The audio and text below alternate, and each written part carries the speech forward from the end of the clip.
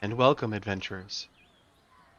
We gather today with our 6 companions here. Tell a tale of Witchlight. What is Witchlight, you ask? Well, the traveling extravaganza known as the Witchlight Carnival visits your world once every 8 years. You have a dim memory of sneaking into the carnival as a child without paying for a ticket. That memory has grown foggy over time, though it still conjures weird admixture of emotion, wonder, and awe, mixed with loss and regret. During this childhood visit, your character lost something. You tried to find it, but the owners, a pair of elves named Mr. Witch and Mr. Light, were decidedly unhelpful. "You silly little screeching cricket," said Witch. "You forgot to buy a ticket." "The carnival goes round and round," says Light. "The multiverse is our playground. Nothing's free, nothing's lost. Everything, every visit has its cost."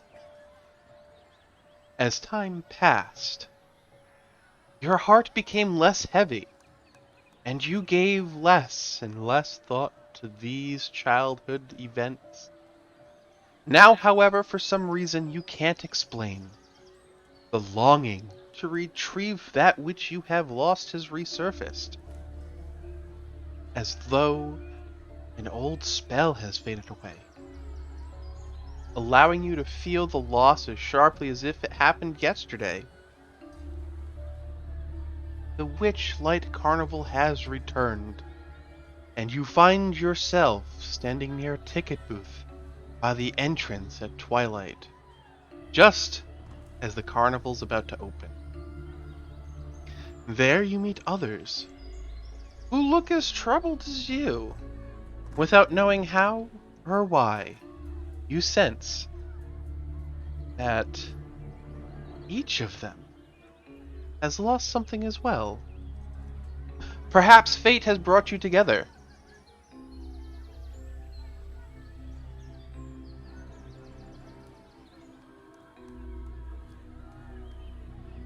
And perhaps fate has brought you all together. And now we will go round robin around the table, and we will start with Karma.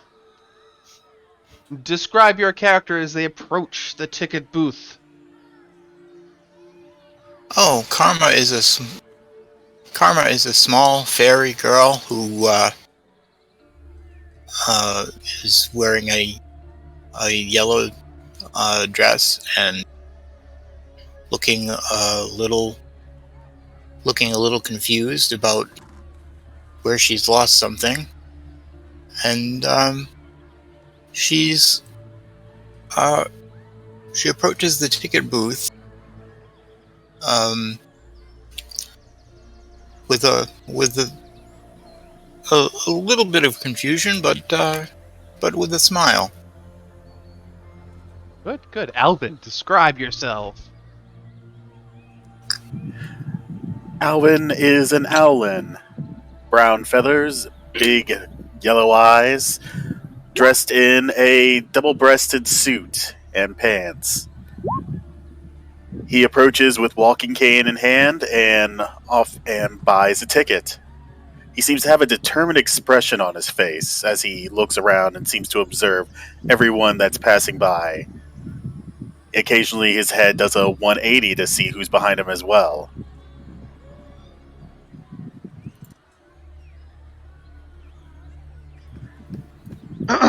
Okay. Orion, please describe yourself. So, Orion is an incredibly nervous little Triton. um, and of course, they are very, very aware of what they've lost, as they are suddenly much smaller than they used to be. They appear as nervous as they are, constantly looking around, especially at the rather large owl man who's turning his head completely around. Doesn't seem very comfortable around everyone else, but still manages to take a big breath and approach the ticket booth to purchase their ticket. Vishara? All right, Vishara stands about 5'3", looks about 25. She is forgive my pronunciation, a Kalashtar. Otherwise, she appears to be human. She has long, honey blonde hair that goes down to her butt. Her build looks to be very muscular, very fit. She's wearing uh, leather clothes, adorned by like metal pieces that look like it was just kind of scrapped together hastily. But what stands out most is her eyes, which are wide and bright, looking very cheerful and carefree. But something's quite off about her expression. She looks unhinged almost. As she glances around, all excited, and starts flailing about as like she knew this place, running around in circles. I'm back! Maria. As Wymaria steps up, the first thing that's probably noticeable is her extremely long blue hair that actually goes down past her feet and trails into the grass behind her. Although, interestingly, doesn't seem like it's matted or, filled with leaves like you would expect hair dragging in the dirt to be, but it's remarkably clean. She has ears that are 3 prongs that stick out instead of just regular elven ears. There's 3 different sections. And she has these interesting markings that go across her arms, up under her chin, and down to her feet, which are actually black in color, while the rest of her skin that's not marked is very pale. And she has around her neck a purple pendant that she kind of holds on to as she looks around. It's interesting. At some point, she seems very excited. And at other times, like if someone steps too close, she'll kind of back up and hum anxiously to herself. Mm-hmm. She's just looking around and she sees Vishari over there and she stops and stares and just kind of takes a few cautious steps forward. And as she walks, small flowers seem to kind of just pop into existence as she walks along the grass and she tilts her head. Do I know you? Is your song the same? Vishari, was it? She doesn't seem to have noticed the ticket booth right away.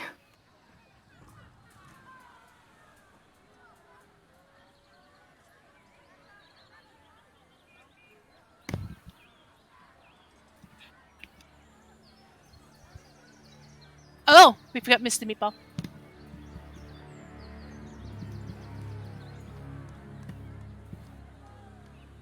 Oh no, it's fine. Yeah, y'all are having your own little thing over there. By all means.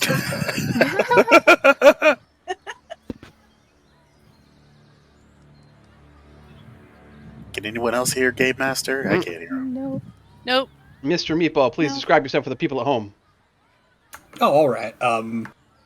Mr. Meatball is he's a bugbear. He's like barely scraping 5'6".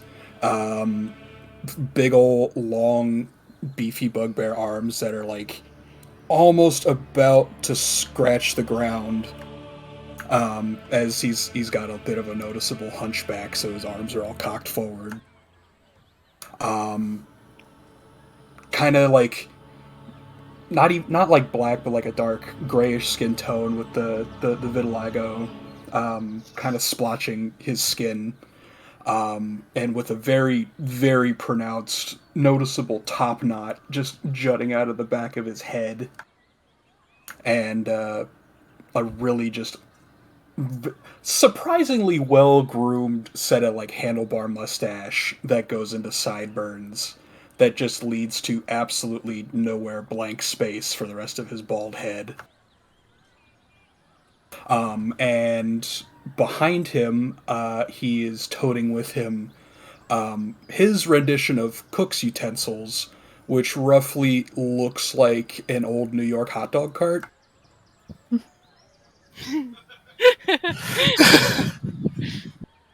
And he's kind of parked to the side because he's very aware that the hot dog cart takes up room, or correction, the meatball cart in this case. And he's got a ticket in his hand, albeit it's getting slightly greasier by the minute. And he's getting his meatball cart prepared and ready to go. And as he watches everybody kind of make their way up to the ticket booth and kind of looking at each other and making faces at each other, he just kind of stops a moment and looks over, and after a few moments of just staring at people, just goes, "Any of y'all want a meatball?" Alvin's eyes immediately go to him and go, "For how much?" I mean, it depends on what kind of meatball you want. I've got a few varieties here. Well, I would be interested, but I've already eaten today. You see, I actually found some chips left in a garbage can, and I haven't never had that flavor before, so I decided to take a little bite, and I really shouldn't be telling you this. Oh no! By all means. What kind of? Well, man, what were the chips though? Because I know they got some in there that are just there's something else, really. Look, it's embarrassing, and I'd rather not talk about it. Oh no! But they were definitely covered with some kind of blue dust, and it tinkled my tongue the right way. So I went and had another bite, and I'm sorry, I really can't stop myself. By all means, you're fine. As you are all approaching the main entrance, the ticket booth, as it were, a silver statue of a dancing fairy is mounted on the roof of the ticket booth, and surrounded by fluttering butterflies. The booth is decorated with an animated depiction of the night sky, with shooting stars arcing across it. An elderly goblin is perched behind the ticket counter, peering at you quizzically through a spyglass. He lowers that spyglass and calls out, "Greetings, fairgoers!" Oh, he sounds as silly as me. That made my ears hurt. Ryan immediately jumps like if a ghost showed up. Go get your tickets, come on! Let's go! You're annoying as always.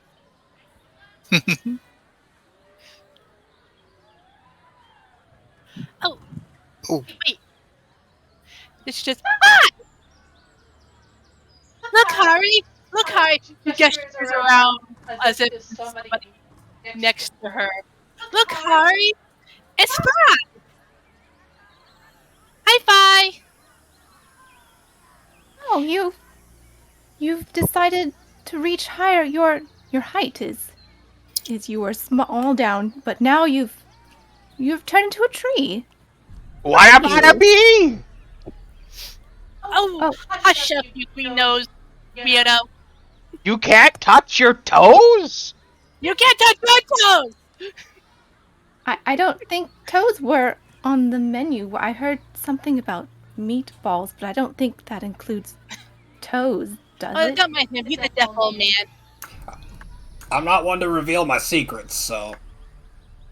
Ryan is looking very interested at the meatballs that Mr. Meatball has, by the way. Do you have toes in your meatballs? I don't. If you're not going to reveal your secrets about your chips, I'm not going to reveal mine about my potential toe meatballs. But I told you about the blue dust that was on them. I just don't know the flavor. They might have toes in the meatballs. Ew. They're ground up. It's not a whole toe. What?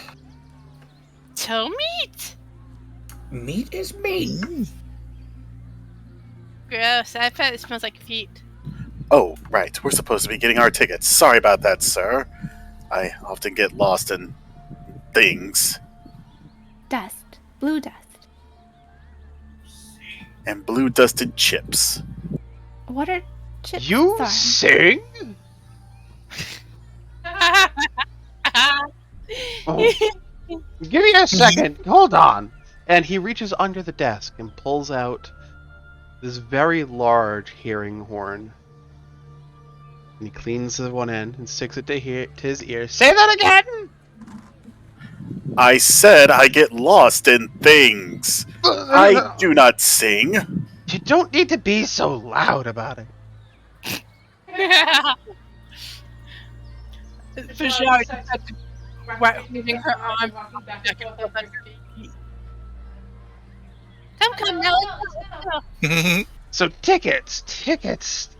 Yes, you would like to buy some tickets? Ticket. Yes. Okay. And he seems to put down the horn for a second and look over some notes that he has. Mm-hmm. Owl? Yeah, that's an owl. What's your name? It's Owlin, and I'm Alvin, the great detective. Maybe you've heard of me. I don't have a Shaolin. I don't think he's heard of many things. Hold on. He isn't here already. Years. Say that again. I am Alvin, the Owlin, the greatest detective that's ever walked this plane. Yes. Hold on. And he reaches down and he pulls out this box engraved. It is an immaculately, professionally carved box that's monogered with the initials NM. And he opens the box, and there are tickets there. And he looks down at the notes that he has, and he calls out, Alvin! And holds a ticket out. Yes, that's me. Is your horn working? Hello, and he taps the inside of it. The horn is off of his ear. Oh. And sitting on the... He picks up the horn and puts it back in his ear. What are you doing? I am Alvin, as I said. Here's your ticket. Thank you. And he takes his ticket. Karma Lotus Blossom. Oh yes, that's me. I have a ticket for you too. I like your last name. Oh, you hear her Thank just you. fine. Oh. Karma flitters over to the gnome. It's a goblin. Goblin. And It's holds out the ticket. Orion. And holds out another ticket, looking around. There you are. As if he knows what you look like. Ryan's just like, oh no.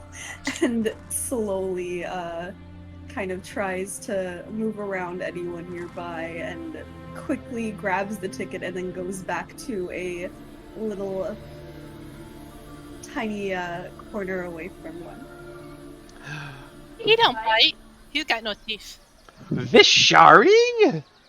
That's me. I got a I'm ticket for Vishari. you. She dances up to him, waving her arms and shaking, bouncing around, and takes it from him. Thank you, you all get. I know I'm sitting. Well, maybe you should stand up. Bye, Maria. That's my bye.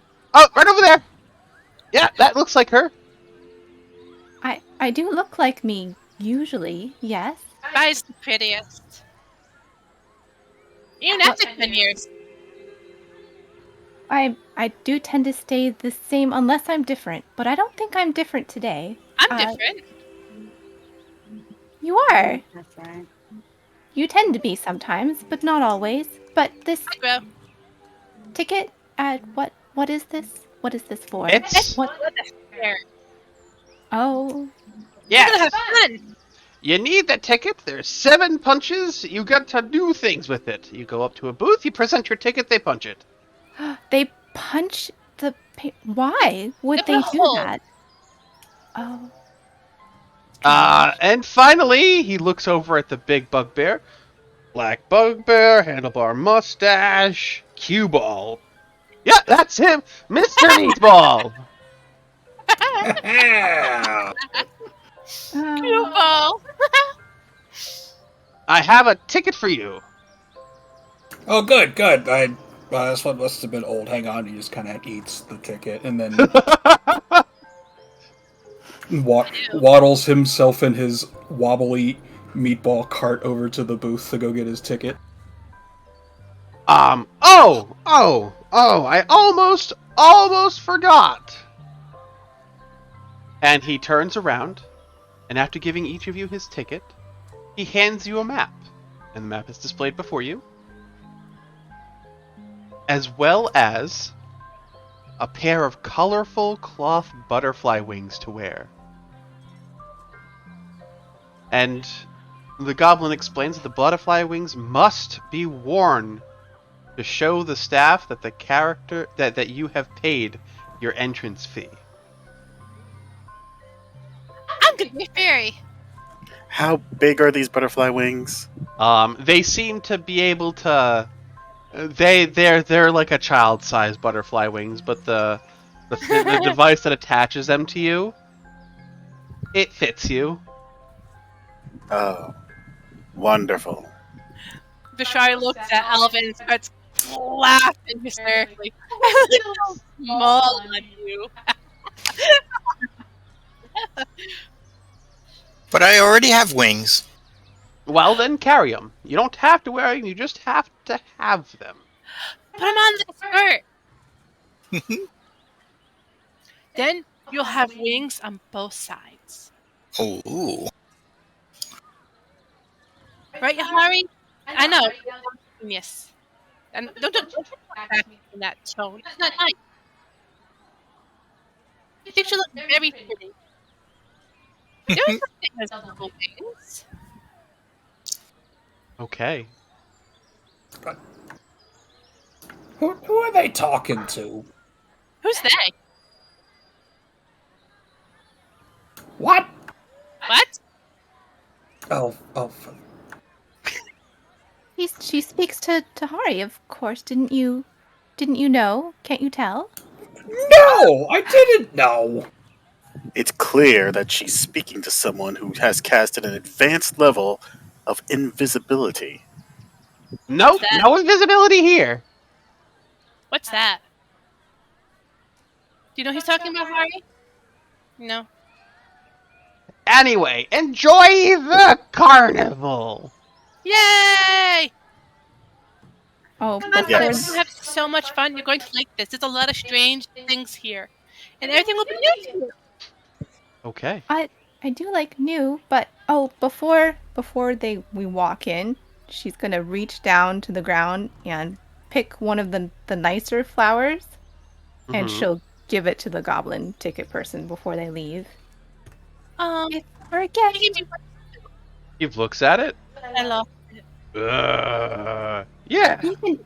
You can eat it if you want to. You don't have to look at it either. Yeah. Don't do Yeah. that, it's highly poisonous. And he puts the flower to the side. Now you guys have the reign of the carnival. Each of you can take your tokens, and you can put it wherever you want to go. If you want to go in a group somewhere, you can go in a group somewhere. And just place your tokens on the rides or the named places that are around. Bye! Bye. Let's go to the bubble top teapot. Tea? Would they have strawberry tea? Do you think possibly, maybe? I don't remember. Do you remember, Harry? Harry said, Fi definitely has her map upside down as she's looking at it. I suppose we could. right, this way. Oh, the teapot isn't pouring. Sure, we can maybe walk or run over there, either way. But not fly. Oh, we could dance over there. Let's get. Alright. I like. Well, you all enjoy yourselves. I have business to conduct. And I'm gonna head over to the obvious place, lost property. Okay, I wait for beer thing. Whatever you are. Goodbye. Yes, goodbye. May the 3 of you have fun? Sure. He included Harry. Why wouldn't he? Oh, she is me and I am. So that 2? 1, 2, 3. Yeah, with 3. All right. Well, I think I'm gonna go to this carousel thing here. That looks fun. I like that. But firstly, hang on. And Mr. Meatball waddles his cart over to Orion and looks over and goes, I saw you eyeballing the meatballs here. Hang on, let me get you a little something here. Careful you don't get toe meat. Ryan's just like, But Ooh. other What? vegetable meat. I don't. What do you mean questionable meat? What are you talking about? Who's saying it's questionable? I don't have a question with it. It's meat. You use toe. What else do you qualify as? I said no such thing. Is your name really Mr. Meatball? Well, it depends. Who's asking? I think she was. Doesn't- Or they that were. doesn't sound like a real name. Yeah, I'm Mr. Meatball of Mr. Meatball's Marvelous Meatball Emporium. Pleasure to meet you. I've never heard of it. Well, it's a bit of a budding business here. It's a bit of a long story, but hang on, I got it. Before you sidetrack me like that, I'm gonna get you a thing real quick. Ryan's just sitting there staring at the strange bugbear man clutching their lyre and trying to figure out which way they should go also in the carnival. Oh. Karma, was it? I'm Karma. Hi, I'm Bashari. And this is I'm how sorry. she gestures to nobody. But kind of points at herself at the same time. It's a very weird gesture. Do you want to come with us to the bubble top teapot? Because right next to it is the Pixie Kingdom. Ooh. That sounds like fun. Now it's the 4 of us. But, Or unless Orion coming with us. Or Orion doing their own thing. With Mr. Meatball, with the questionable I meat. think the teapot's pretty neat. I'll probably come join you after this meatball man finds the meatball. Yay, don't get sick. Yeah, speaking of that, hang on. And he flips the lid open on the cart and just throws a hand in there. And it just starts rummaging and goes, what? Are you even wearing gloves? Nope. This is very unsanitary. Would he wear gloves? Is he going dancing? You're right, I'm not going dancing. Hang on, this is good. And after a few moments, he goes, found it! And he pulls out what looks like a very long stick with three, I guess tiny for him, meatballs. Compared to his big old baseball glove-sized hands. And he holds out the stick of meatballs to Orion and goes, "Here you go, a free sample for you. That one's off the baby beef list on the menu." What's baby beef? No, I don't want to know. Orion stares at the stick, stares at the bugbear, stares at the stick, stares back up at him, and just like, you don't. Those aren't actual babies in there, are there? What? No! Gods, no! I call it baby beef because it's off the kids' menu. Not a Does the kid. kids menu consist of kids? Does it? Do I look like a kid to you? They say in their 4'9" stature and tiny petite frame. You're shorter than me. To put it bluntly, yes. Well, I'm not. You're not, but tiny person, you get tiny meatball, and it's not really tiny meatball. Here you go. They grumble a bit under their breath and just reach out and take the meatballs on the stick. And then grumble a tiny thank you. No problem. Like I said, it's a sample. If you ever want a bigger meatball, you come back. I get you a bigger meatball. Bashari's eyeing it with great question. Orion's figuring out if they're actually going to take a bite. But then they decide to go ahead and eat the meatball. It is. Oh, It is in fact a meatball. It's poisoned. I'm kidding. you've got a special meatball for little people? Says the 2.5-foot tall fairy. Oh, look at you! Look at those little wings and all. Yeah, I got something for you. I got you. Just to note that the moment Orion takes the first bite and realizes that it is indeed a meatball, it's like a feral switch turned on in this tiny creature, and the Triton is eating as if they are some kind of shark-like creature. Very, very hungry. Wow, you must have been hungry. Chimera is just watching her eyes kind of narrow a little bit. It's like the first time you've seen her look maybe a little perturbed about something this entire time. That was cool. You. 5 seconds, the meatballs are gone. She takes one step forward, looks down at Orion. You smell of salt. What are you? We kind of I don't smell anything. lean in and sniff back. They're like, you smell like salt. I Bashari's do. sniffing herself now. I can't believe you. She looks really offended. Wait, do I smell like salt? Oh, You I don't smell know. like meatballs. I don't know what that You is. smell like sweat. Oh, right. Fairy meatball. Right, got it. And he reaches back in, does a few more bits of rummaging, goes, "Ha, gotcha!" He plucks another stick with 3 meatballs on it, goes, "Here you go, tiny fairy!" Ooh. Karma Oh, picks up the stick. that's It's kind of big for Karma. Okay.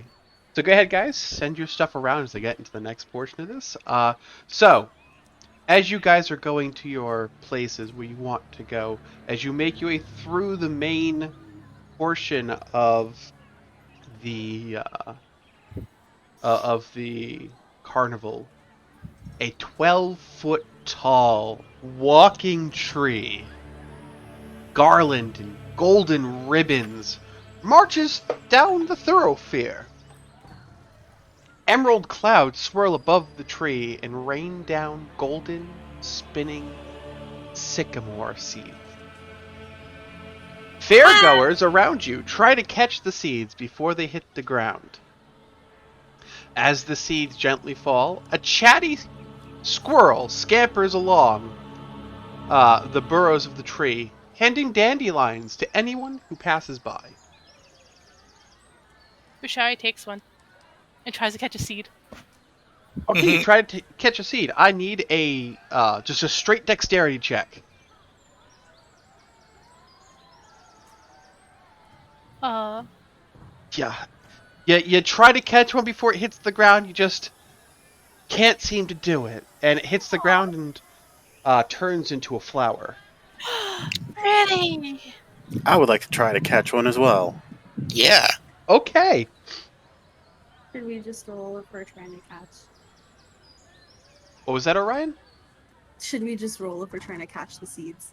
Yes. If you're trying to catch a seed, say that you are, because I need to not note stuff down, and then roll me. Yes, Orion also tries to catch a seed. Yeah, Mr. Meatball will try to catch a seed. Yeah, let's catch a seed. This is pretty. Fantastic. Seed time. I got a 12.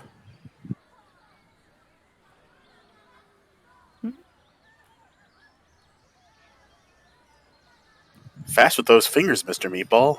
The big fingers. All right. Look at that. Wow. Yeah, you, Alvin, you end up catching a seed. Orion, sadly, you didn't make it almost there, but your seed hits the ground and turns into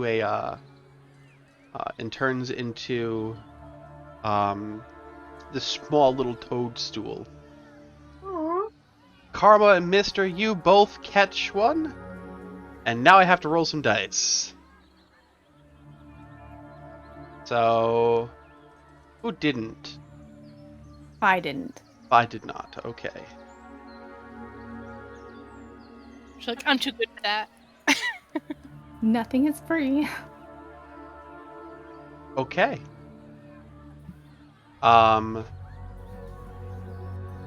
Alvin,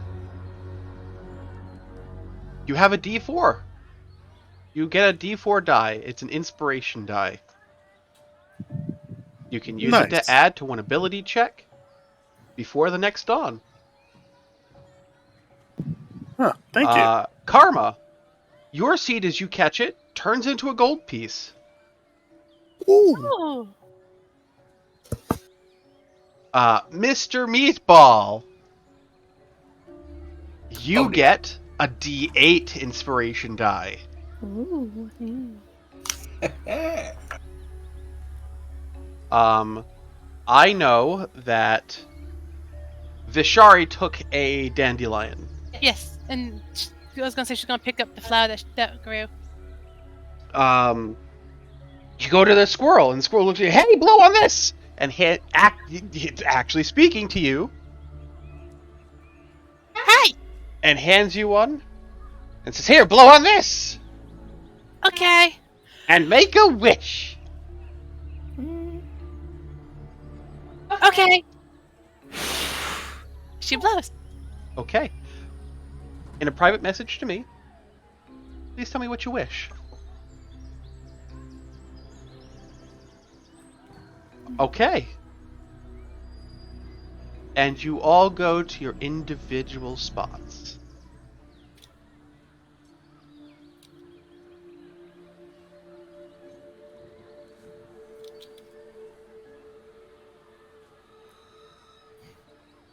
Let me go ahead and get up those individual spots now. I will start with the Lost and Found.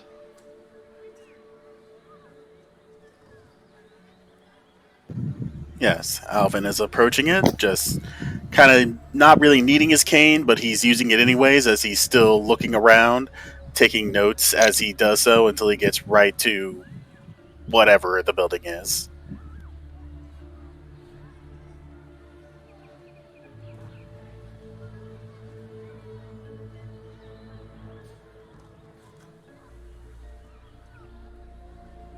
Okay. So, Alvin, as you approach the lost property, outside the lost property wagon is a large feline creature with midnight blue fur. It has a pair of tentacles extending from its shoulders and wears fake butterfly wings. Hanging from its collar is a small wooden keg. The creature roughhouses with two young boys. One squeals, "Again, Dirla! Again!"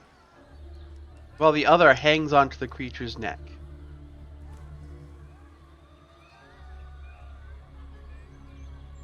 Would I know what this creature is? Make me an Arcana check. Ooh. Easy. Got this. They call me the Khan of Arcana checks. Oh my god. Too bad. I would have laughed so hard if you got a 1. Well, it looks like a displacer beast. Seems a bit out of place here. But then again, this is the Feywild Carnival, I guess.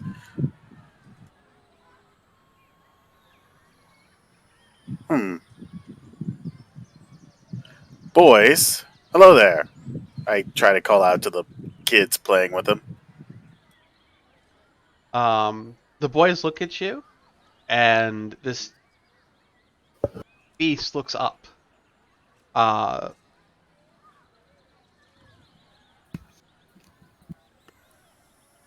And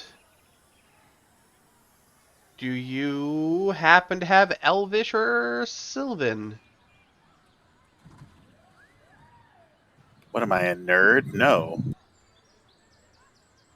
Oh wait, yes I do. I have Sylvan. Oh! Nerd. Nerd! Just walked right into that one.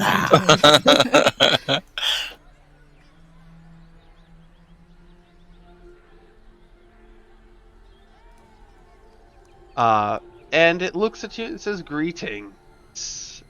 And Sylvan. Oh, greetings yourself. Who do I talk to about things that are lost here? That would be me. Oh, I caught you on break, did I? This is what I do. I'm watching the children until their parents return.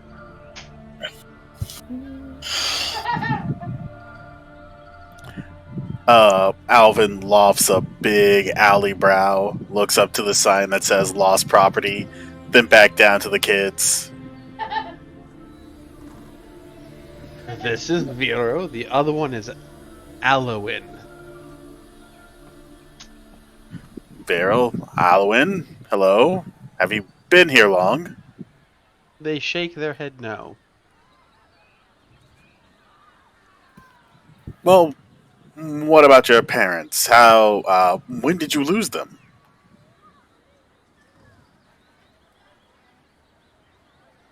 They Perhaps look I at can you find. weirdly. They're out getting us food and drink. They'll be back soon. Oh, so they dropped you off here at the lost property place. Yes. Well, then you're not very lost now, are you? No. And you're watching as Vero seems to go over to one of the many toys that are left here because it's the lost and found property, and picks up a mirrored ball. That is when this displacer beast seems to it you get the sense that this displacer beast isn't hostile or monstrous in nature. I mean, it can speak, unlike many of its other brethren. I mean, I hope it's not monstrous. It was just playing with kids. This would be a different RP altogether if it was doing something else. But it lashes out at Vero as this kid picks up this mirrored ball, snatching the ball back with a snarl and a flick of its tentacles. Vero, in fear, dashes away in fright. And this displacer beast sort of recoils a little, frowns. A bit heavy-handed there, weren't you? Do you think you could go find him? Me. Well, I I am can't leave his brother here. I am the world's greatest detective. I'm sure it'll be easy. Just anywhere in this park. Well, but I had my own questions, really.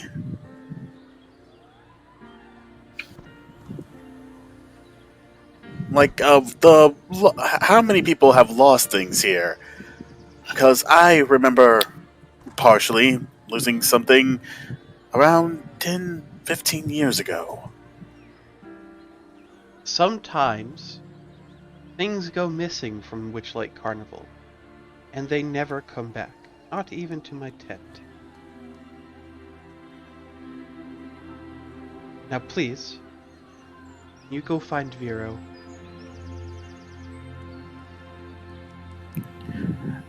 Alvin huffs, spins his can a little bit, and goes, Well, Alvin, the Owlin detective, is on the case. Okay. And I need you, as you go searching for Vero, to make a DC 50, a Wisdom Perception check, please. A perception check. A perception check as an owl, I know. Oh dear, I wonder what my DC is. I mean, it's easy. Let's go! Ooh. Okay. And you start searching, and I'm going to move your character elsewhere. And I'm going to move on. And we will come back to you.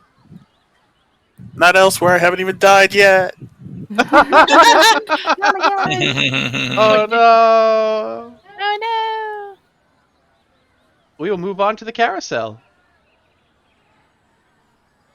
Oh, As boy. Mr. Meeple has gone over to the carousel.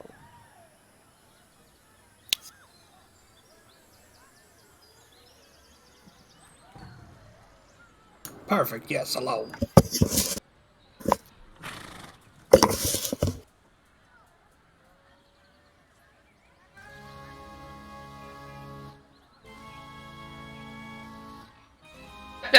Okay. A procession of wooden unicorns stands motionless on a circular wooden platform. Fairgoers clamber onto the unicorns' backs, and a female centaur sets the ride in motion. The unicorns shake their manes and creak to life, cantering around the carousel to the delight of their riders.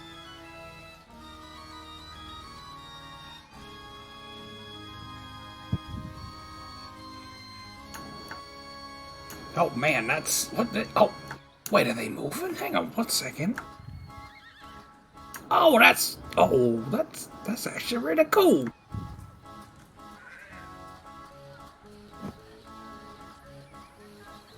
As the carousel finishes its more frequent ride, the centaur looks over and says, "You getting on, sir? Just one ticket punch." You know what? Yeah, I'm gonna be here for a little bit. I might as well see what this is all about. Hang on, let me put the brakes on my cart here. He hobbles over and hits the little like foot knobs on the wheels and shambles back out of it. All right, yeah, take a punch. Yeah, here you go. She seems to smile at you, but there's... Man, those eyes, they hide such sadness. You And You she... you good?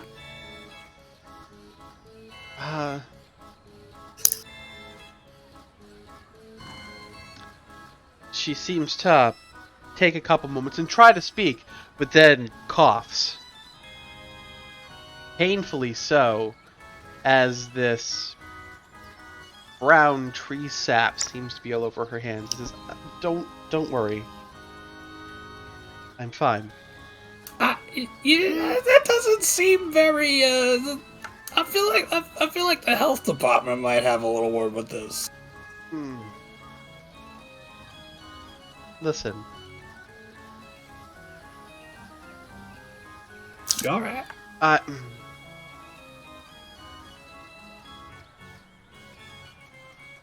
Just speak to the unicorns. Oh, are they? Can they punch tickets? Do they have like a little thing for the hooves? Just speak to the unicorns, and I'll be back. You know what? When you come back, when you get yourself cleaned up and stuff like that, do yourself a favor. The cart over there with the big Mr. Meatball's Meatball Emporium sign over it. And I further emphasize, wash your hands. But feel free to pick a meatball out of there. You kind of look like you need it. Yeah. And she leaves you as she trots over to a storage shed of sorts and comes back with this can of golden paint and some paintbrushes. And announces aloud that the carousel is closed for a short time for essential repairs. That's not suspicious at all, but alright. Talking to unicorns, alright. Not as suspicious. He's gonna shamble over to the unicorns and go, okay, so first off, hello, Mr. Meatball. Mr. Meatball's Meatball Emporium, pleasure to meet you. The centaur that told me to talk to you guys. They look at you. Is there something going on here? Should I come back later?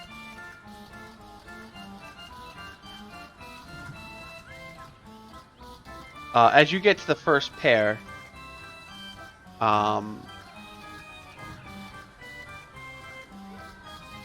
they have these gold nameplates carved into them because they're wooden horses. And the name on the first unicorn that you can see is Fortune. The other one's name tag has faded and needs to be redone. You can just make out the first letter, it's a B.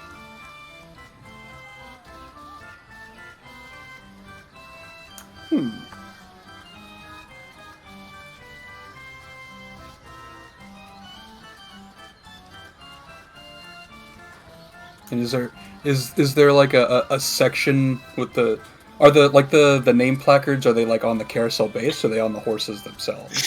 They are on the horses themselves. Okay. Is the carousel currently spinning, or is it still? No, it's still. Okay. Well, Mr. Meatball, since the unicorns don't seem to be very well receptive of a meatball-toting bugbear, he's gonna start like doing a little. He's gonna start like hobbling around the perimeter of the carousel. Okay. And he's kind of like putting two and two together mentally right now. And he's just like, this is a little bit weird. Well, as you walk around, you notice the second, third, and fourth pair. You see that one is named Fall, but the other one doesn't have its nameplate is also sort of faded away and reads PR. The third pair, one is named Stone. The other one has a tag that reads M something S.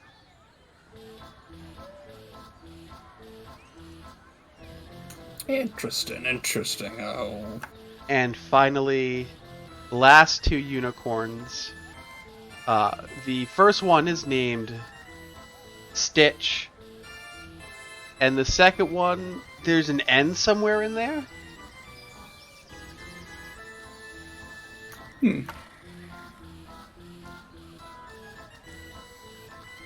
all right, fair enough. Mr. Meatball is gonna just kind of do his one last lap and check out all the nameplates and go back to his meatball cart, since he's assuming that the centaur totally forgot about the meatballs, and pick up a baby beef from the list and go find the centaur. Okay.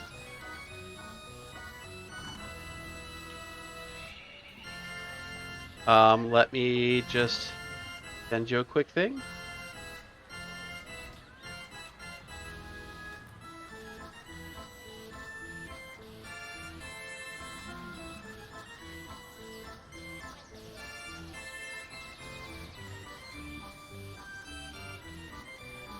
You can have it for your notes. Yeah.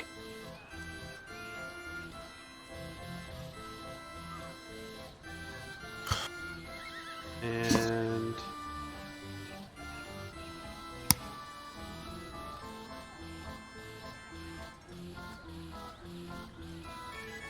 there you go.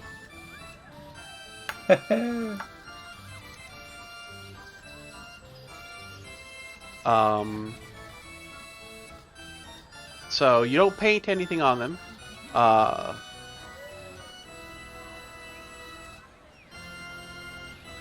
And you go to find her. She says, did you fix it? She's not too far. Wait, I was supposed to fix something? You wanted answers. I gave you the tools to get them. Oh, that's what you meant. Yeah, no, I about that. I was bringing you a meatball. Okay, consider me fucking stupid. I'm gonna go fix this real quick. I'll be back. Okay.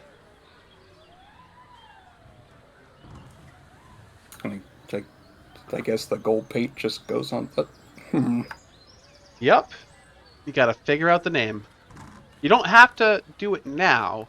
The ride is closed. You can come back if you want to. Yeah, I'm gonna figure this out later, because I'm thoroughly confused. Okay. And you're gonna go off to what? Where are you gonna go next? He's gonna go mosey him and his cart back over to... I think he did. He heard mention of a giant teapot. So Okay. he's gonna head to the giant teapot. Okay.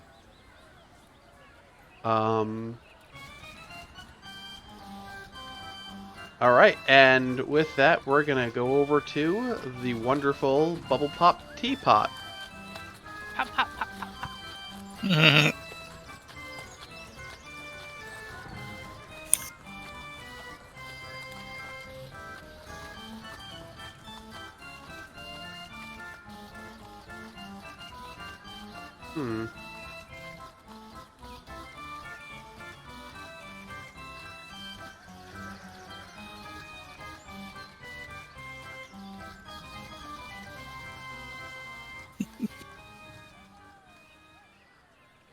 Okay, so for those of you over at Bubble Pop, as you approach, a 20-foot tall teapot rests on a wooden platform.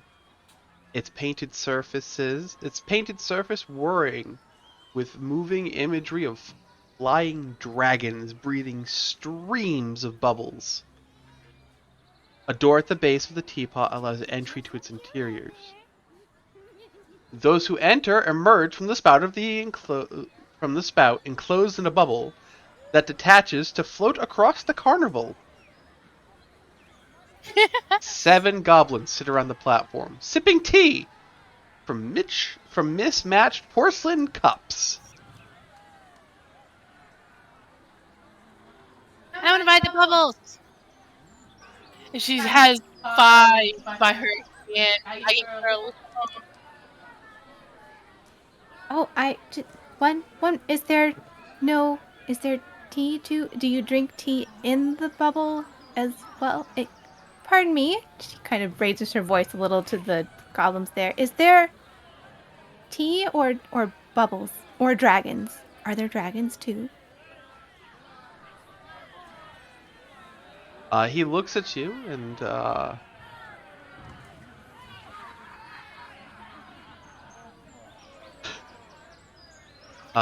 says, "Gnarly tree."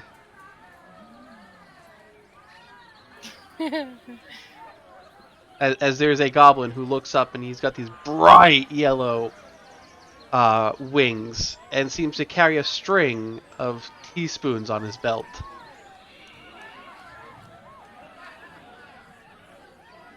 Are those all yours? Did you make them? She points to the spoons on the belt.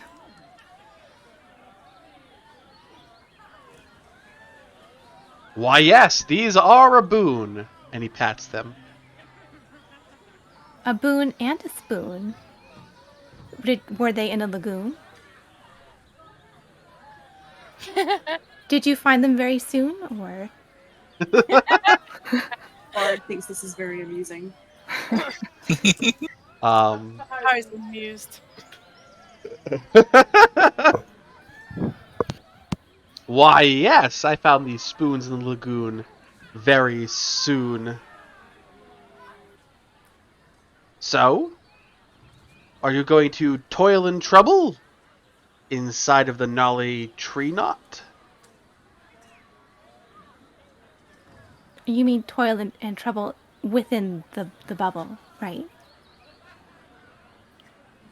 He nods his head. Bubbles. That makes more sense. Thank you. Did we want to? How do you just go in? Or? I will need to see your bramble thicket and punch one hole out. Bashari holds out her ticket. Like this. And he punches a hole, points to a sign next to the teapot that says, "The word that you intend to say, try saying it in a different way." Can I ride with Pi? Two-person bubble.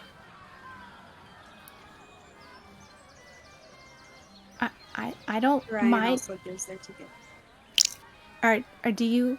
She looks back at the other pair there. Are you both? Did you want to try flying high in the sky? Like literally flying? Because I don't like heights. Have you tried closing your eyes when you're up there? When was the last time you tried? I don't know. I like the ground. It's very nice and close, and I can touch it. Oh, it's all right, I suppose. Or like the water. That is different. Well, isn't flying, in a way, like swimming? But I mean, there's no water up there in the up there. It's very high up there, away from the ground. There's a little bit of water. Moisture.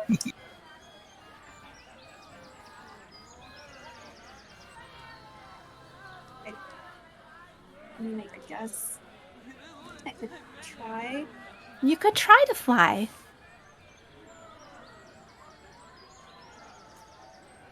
They're immediately feeling a wave of regret.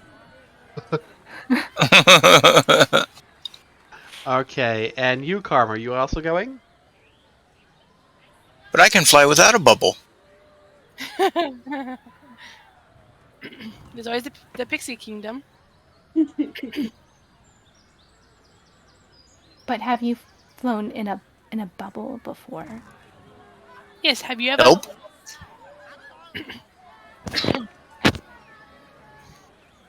Bubble, Plus- bubble. It could be fun, maybe, or not. I don't Your know. wings won't get tired. Ooh. You could, you could fly me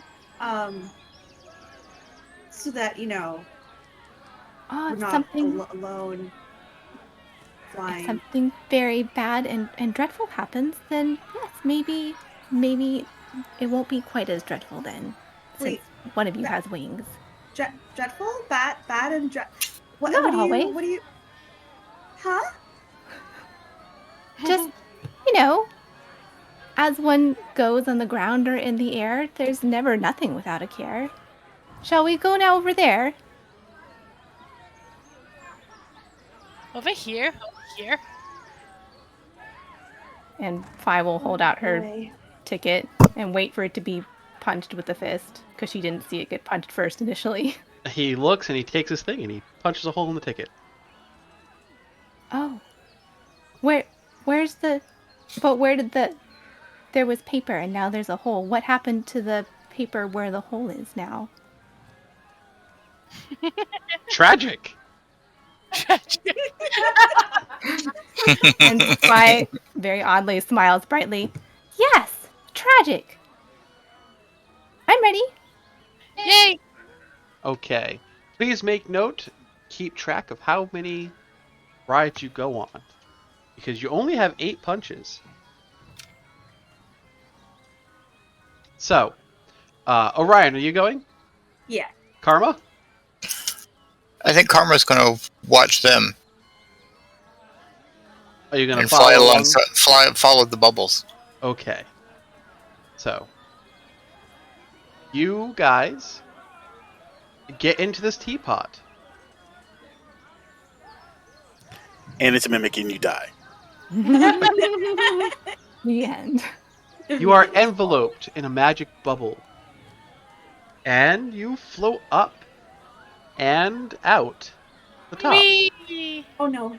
Sadly, Oh, no, the ground is the going bubble away. can only hold 1 person per bubble. Lucky for them. They don't want to ride with Bishari. And it carries you seamlessly through the air. Bishari starts running in the bubble making it spin. Whee! And Karma floats behind. And you guys get this wonderful tour of the Carnival as it drifts you down past Mystery Mine, past the snail races, the Hall of Illusions, and the Big Top. You fly over the Calliope. I wouldn't move yourself quite yet, wonderful mister.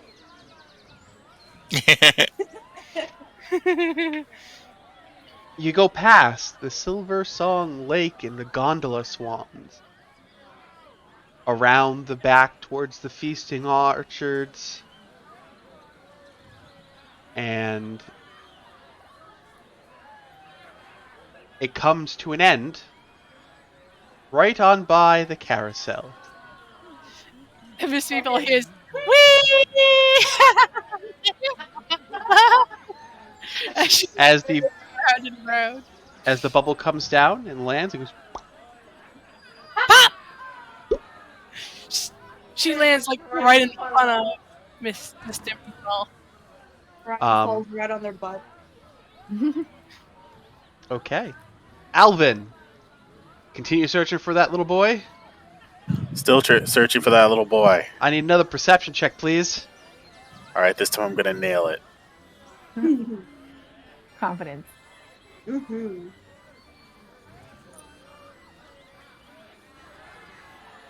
Oh no. Now remember, Ha! Alvin, Improving. you still have that D4 if you want to use it.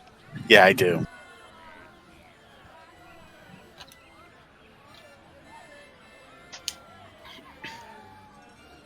So Alvin, There we go. 10. You find the kid. You do. Of course. End up finding him behind one of the stalls near the carousel. You find him cowering there after having dashed away.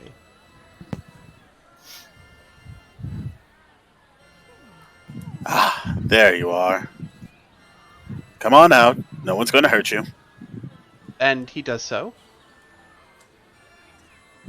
Now, I know it was kind of scary, but I bet he was just doing his job. Those toys belong to someone else, and he wanted to make sure they get back to the right person. Okay. He nods. Do you All right. return to the lost property? And as you do, you can see overhead some of the people you met floating down towards the carousel. Bye bye. Wee! Yes, I see one bubble just like spitting out of its fucking mind. Orion's just screaming, but you can't hear it because they're in a bubble.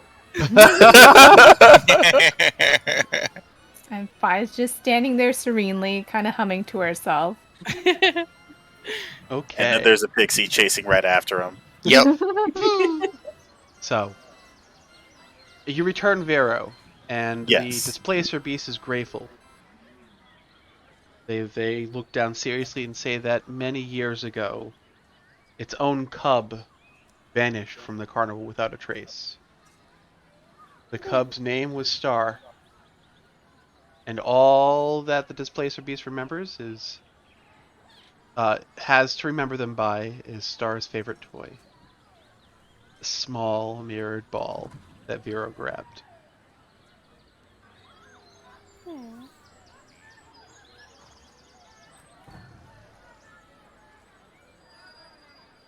I see. And you lost your child here?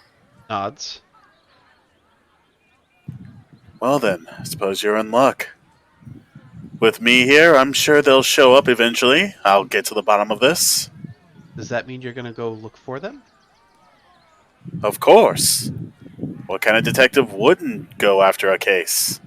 And the Displacer Beast holds up the mirrored ball. Please find them. They'll know this ball's from me. I get one mirrored ball. Yes, please put that in your inventory. Grab life by the ball. Meatballs, mirror balls, bubble balls. It's all balls. Balls all the way down. Gosh darn it! Why are we talking about this? Then, don't forget the oddball. Oh god. Ah! Just balls to the wall. Alright, it's in my inventory. Okay. So, Now, hopefully you don't need to keep this a secret. I seem to have a trouble keeping those. she looks I at you have- weirdly. Don't go around telling people, but you know the whole loose lips sink ships? I could sink an armada despite not having lips. Because I have a beak. Mm-hmm. Okay. Anyways, here I go to find your kid. Where do you go to now, Alvin? Go see what the balls is going on at the carousel. Okay, and you guys go to the carousel. So, Mr. Meatball, you're just about to leave as wonderful people pop up in front of you. And soon after, joined by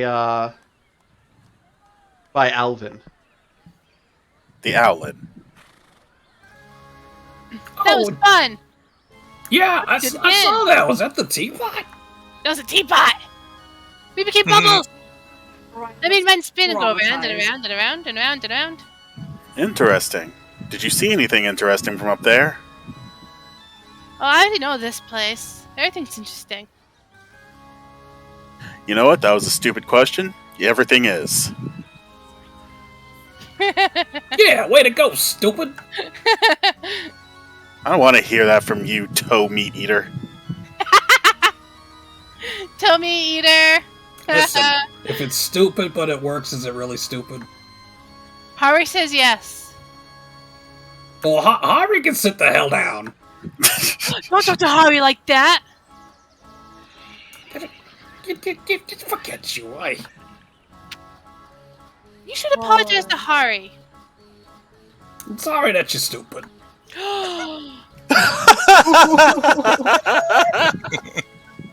While this argument's going down, Orion is clutching at the grass, hugging it dearly, and very grateful to be back on solid ground. Vi kind of walks over, little flowers popping up as she goes, and she kind of bends down. Did you find something? What are we looking at? The ground is my friend. I am glad to be reunited with my friend. Friends are important. That's true. Is this particular part of... Are you acquainted with this grass very well, or...? All of the grass, the ground. It is so much better than being up there. I'm never doing that again. Well, never say never. You never know which way things will go. But here you are, safe and sound. See? All the pieces. And yes, you're all in one piece still. I think I am, yes. I mean, I suppose one never knows, but, you know, you look the same, I think. Mostly. You know what really helps with the shakes? Oh no. No. You still have yet to officially apologize to Hari. I'm not talking to you. I don't Sheesh. care you to apologize to Hari. You know, if I apologize to Hari, will you stop? Yeah. You sure about that? Maybe. Like Pi says, who knows? You know what? Fine. You know what, Hari? I'm sorry. You know what? As a token of good faith, the next time I cook up some meatballs, you get a free one. Hari says thank you, but she's not interested in your meat. Not yet. Yeah, Hari is a vegetarian. Oh, lucky for you! I got a vegetarian meatball. Oh no. How is Wait, meat vegetarian? vegetarian meatball. Yeah. Oh no. Well, why do y'all find that surprising? What Meat's not. what is it made of? Yes, if it's not made of meat, then what is it? Is it a veggie ball? What you want to see? You want to buy one? I'm terrified. This was 1 copper. How am I even more disgusted than I was before? What is vegetarian meat? Well, it's the meatball is just the name of the product. It's shaped like a meatball, but it's vegetarian. Vishari is just staring at you, blink-eyed. I'll tell you what, copper, you find out. Hari says no, thank you. I also say no, thank you. Yeah, all right, it's fine. Your loss. Well, anyways, while you all were floating up above, you wouldn't have happened to see a displacer beast, would you? A small one? Cat-looking thing, tentacles on its back. What would something like that be doing wandering around the carnival? Probably displaced by some reason. Everything around here is weird and belongs here. That's Yeah. true. Yeah, Well, no. all kinds of people. Yeah, everything here is very weird, including this current situation that I'm in. In case y'all haven't noticed, the carousel here is not moving. Oh, that's because they move on their own terms. I mean, that makes a lot of sense, but regardless, Did you try talking to them? I tried to. They were very, very huffy at me. Did you compliment them? No, I never got the chance to talk to them. They huffed and moved on.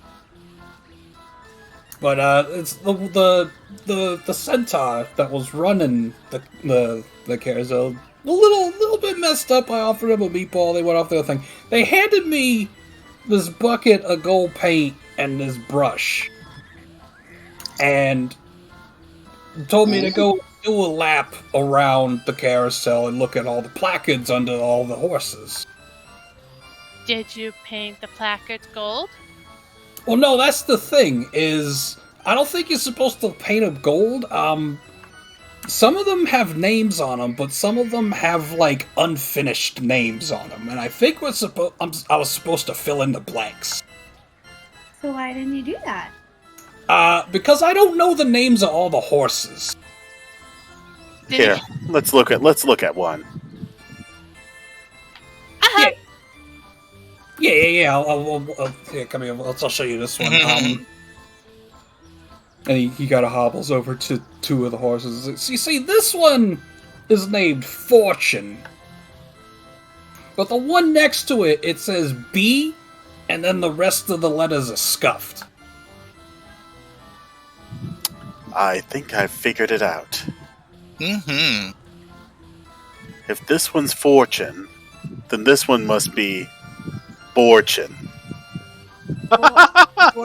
I Sounds good to me, but... Oh, wait.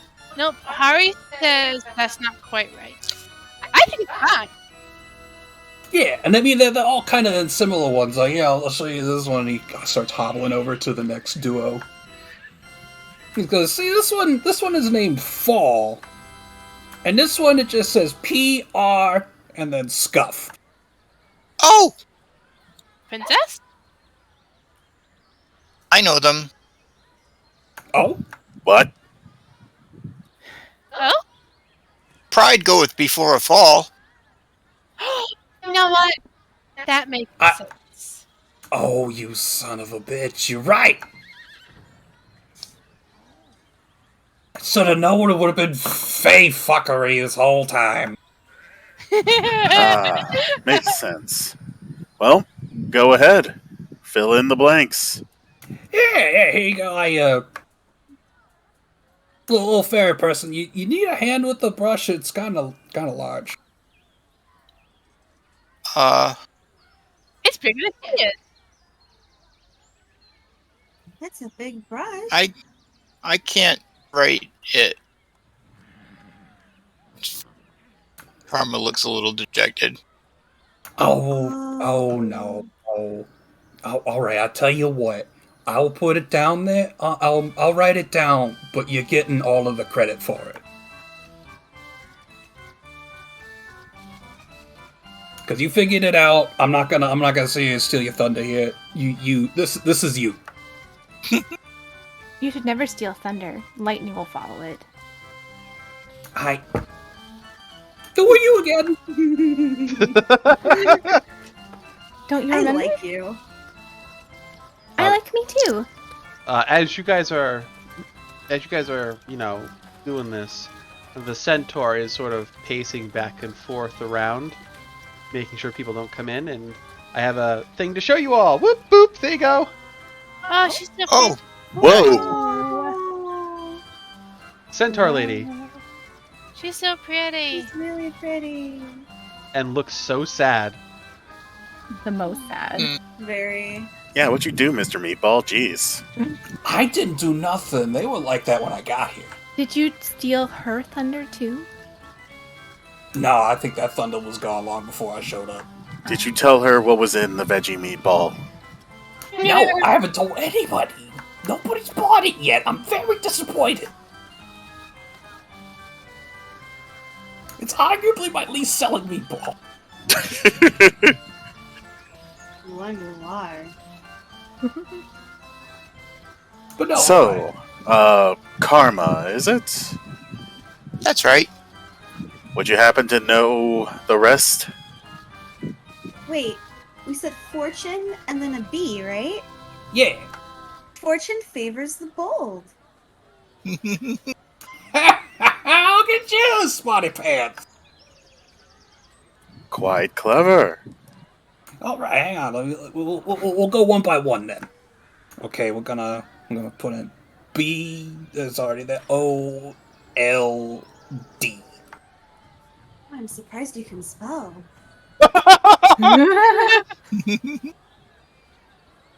You know what? I have a lot of surprises. Okay, maybe one of these days you get to figure out all of them. But regardless, all right, we're gonna scoop it over here. Okay, fall and PRIDE.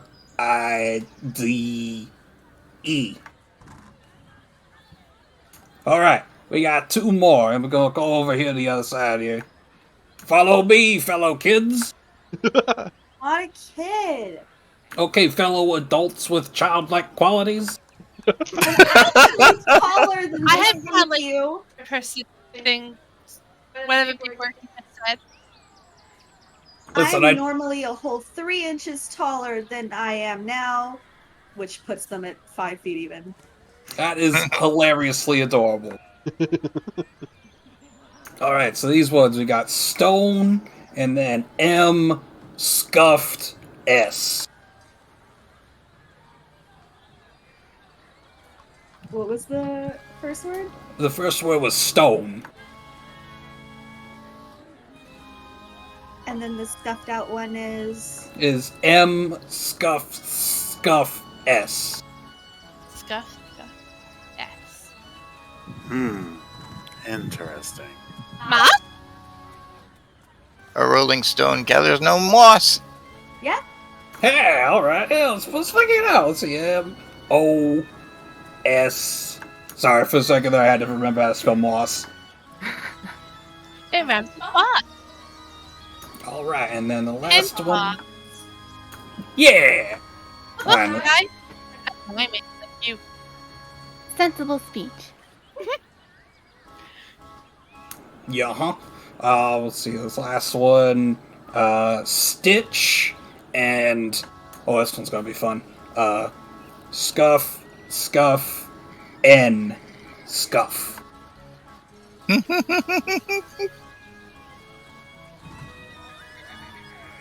Ah.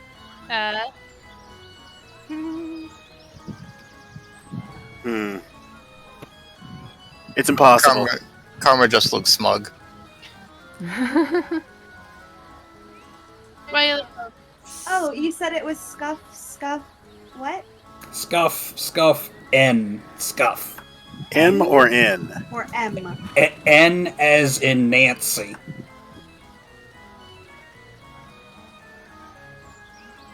Oh. I could fill it in, but I can't write it. I could do What this is- one too. I mean, if you guys got suggestions, by all means, yeah, you have the paintbrush. A stitch in time saves Saves 9. Look at you bunch of fucking brainiacs. This is why we keep you around. How'd you get that? I'm a bard. Do you I'm a play fairy. music? Smart. I hit things. I know way too many silly sayings. And I'm too thinking about other things to solve this, or else I would have solved it instantly. Yes. I'm sure you are very wise, Mr. Owlman. That is a globalization. Not all of us are wise. So you're not wise. I'm just clever. Ah. When I need to be. So not always. Well, you missed that opportunity here, so better luck next time. For showing off. Fire kind of Okay. trails along, following.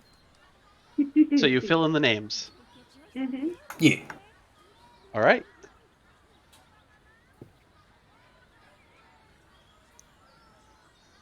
What do you do now? Unicorns, we would like to ride. They don't say anything. They're currently wooden. Oh, I guess we talk to the centaur lady. Yeah, let's go let them know that we fix the things. That they fix the things. You approach. She looks and says, "Did you do it?" Why are you sad?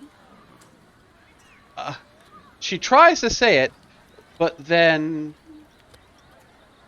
mushrooms seem to blister on her fingers. She stops. Well, that was weird. I would guess Fine. that's what's making her sad. I wouldn't like mushrooms coming out of my fingers either. Is that why you do not like fungus? She Did can't you seem give to say. something? Aw. Did you give something which you shouldn't have? Maybe. She can't seem to say. You Blink once if yes, blink twice if no. She looks at you and she says plainly, "You have to speak to the unicorns. Did you finish my task? You wanted us to fix the names, yes? Did you do it? Yeah. Yes. All of you get on a unicorn. I'll give you a free ride." Yay! Yay! Well then, suppose I could spend a little time doing this. I call dibs on Moss. I'm gonna ride Stitch because I put people in stitches. I'll take pride. Sounds like you. At least that's what Hari says.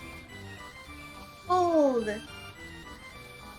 I will pick one at random for whatever is left because she does not know which is which. Fortune. Okay. You all get on, and she starts the horses. And as before, the carousel comes to life. The unicorns shake their mane and creak to life, cantering around the carousel. And in your heads, telepathically, they share some things.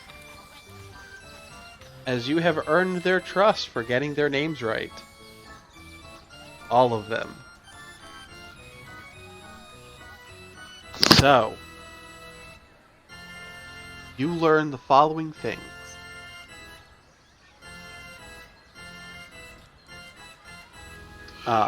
First, I need to pull up my guide here.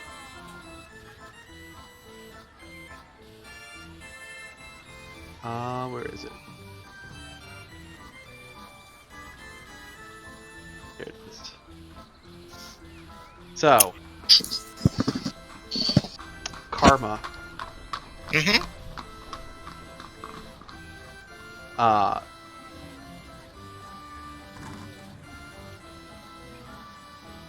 Skabatha Nightshade has what you're looking for.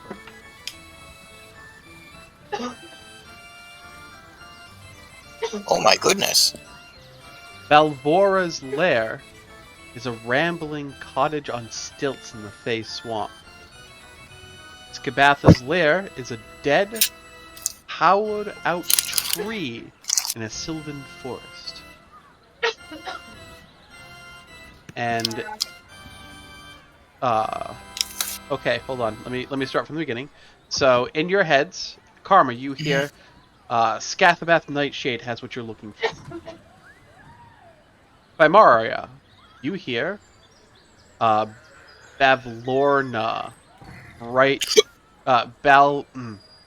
Bavlorna Blightstraw has what you're looking for. And the rest of you hear that Skabatha Nightshade has what you're looking for.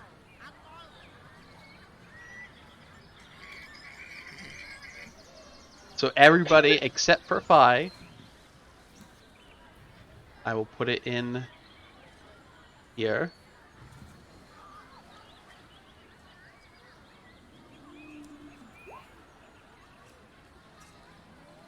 And for Phi, Really did not spell that right.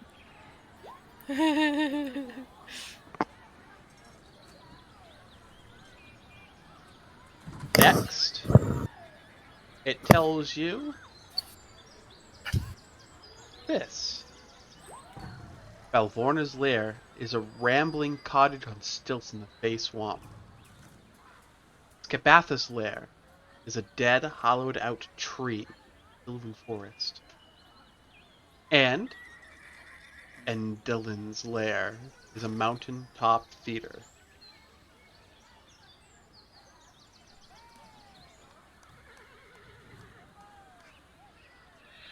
For those of you who have Bor Valina, you learn the following.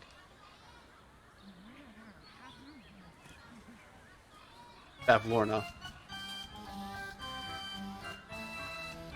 What's that? Widdershins.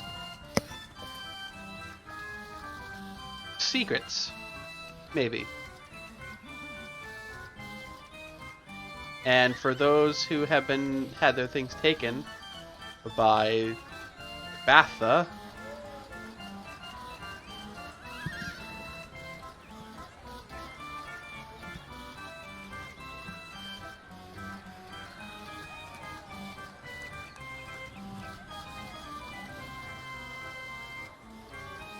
Interesting.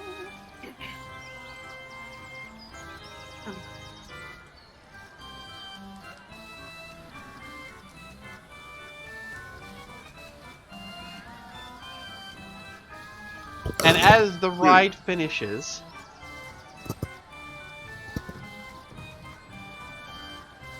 she looks at you. Well, That was fun. Thank you.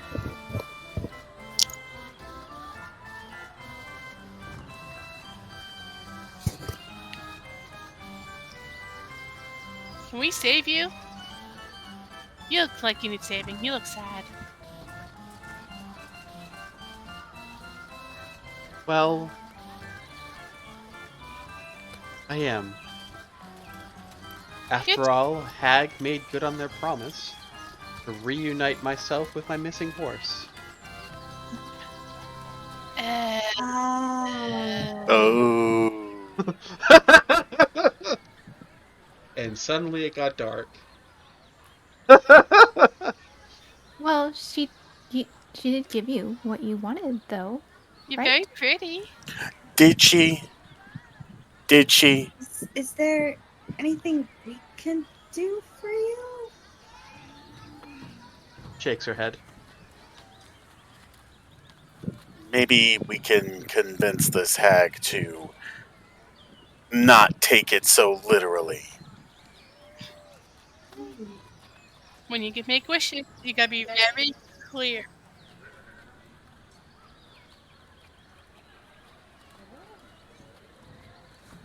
Do you know the hag's name? She doesn't seem to be able to speak it. Without the mushrooms growing on her fingers. Yes. Well, if what we heard is correct, we might be able to help out whenever we meet this hag. Guess we gotta figure out which one it is. Is it one of the ones that was whispered? Shrugs. Did all of you hear the same name as I did? I heard Skabatha, which I'm sure all the rest of you did too, right? I heard that as well. Or no, did too. Bavlorna. Bavlorna. I heard that. Yes, a bathtub.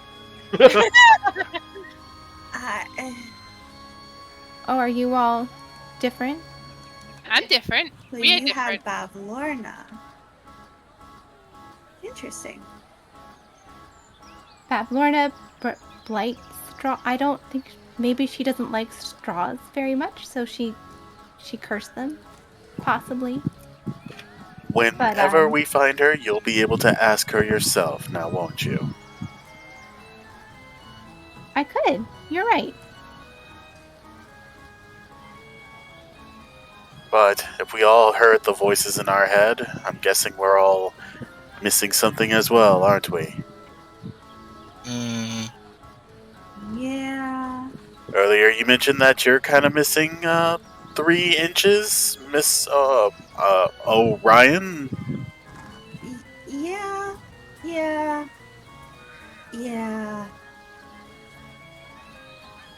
I think they lost them here, maybe. I did. Well, I remember once being a very secretive young boy.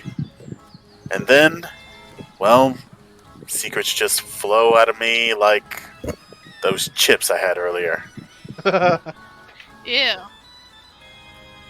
Yes, I really didn't mean to say that, but, you know, secrets.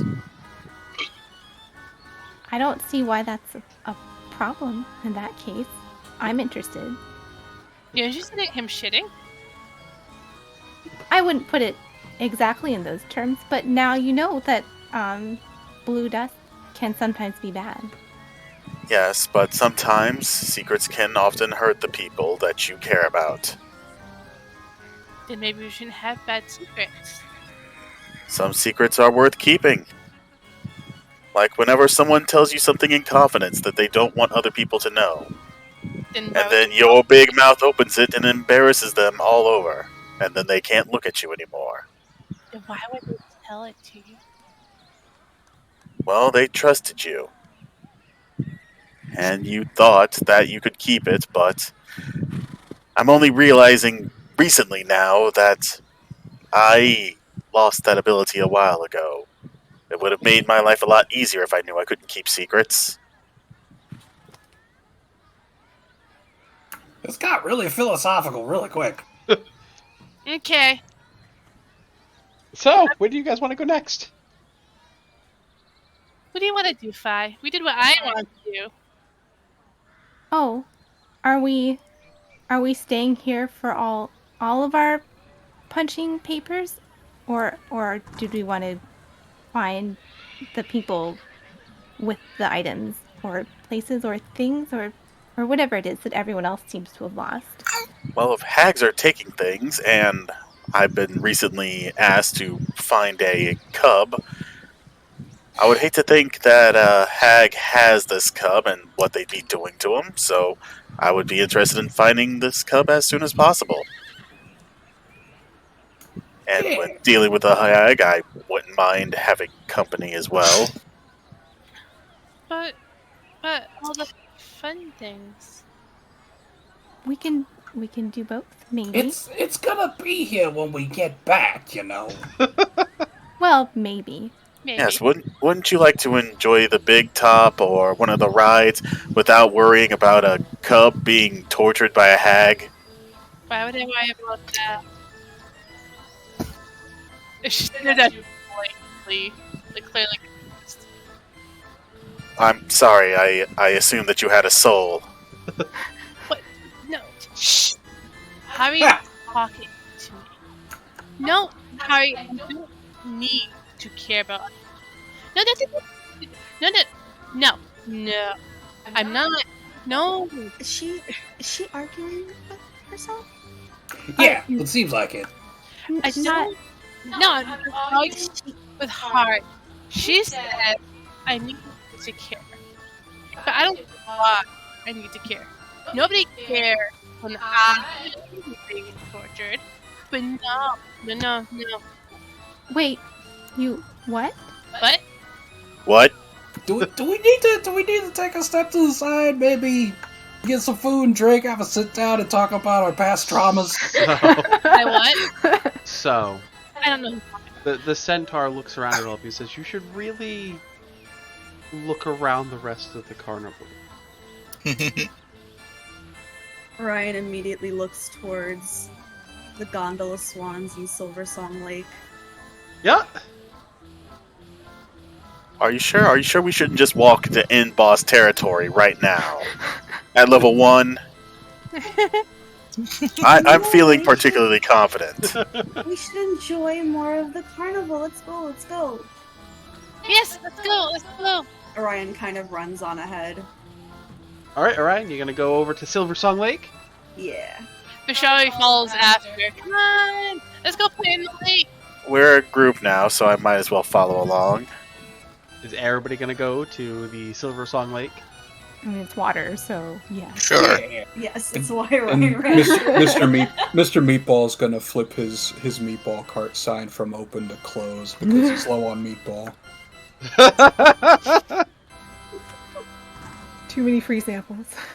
I was being generous, and you know what? It's proven to be my downfall, man. Fuck y'all. As you all get to Silver Song Lake, mist gathers at the bank, the shimmering lake. Near its center, a mermaid lounges in a giant bowl, singing a glorious, haunting tune that captivates spectators on the lake shore. In response, the water coalesces into magical sculptures that whirl around her as she performs. Casually look at Orion. Ryan's very excited. Can you do that? God, I want to. Not Oh, Sure. that sound! difficult thing. Bishari's dancing. Just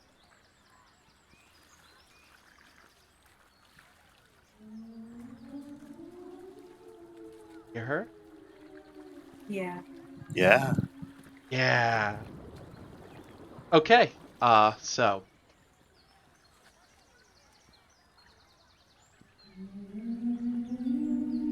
as you guys are watching the mermaid perform, somebody snakes their way through the crowd, and you can hear off to the right that you hear off to the right, hey, your music sucks, and off to the left, you're nothing but a 2-bit hag. Rude. And this I seems to mean- go around the entire area as 3 mean-spirited jeers. And the mermaid falters mid-song, Hmm. No, it's very pretty. leaps out of her bowl, and swims downriver. Oh no! No. No, come back! Go up to one of the jeerers. Can Fi jump in after her? Give me a second. Mm-hmm. So you're gonna try to find one of these hecklers? Yes. I So- need you to roll me a perception check. Bashari's Fucking there. hell.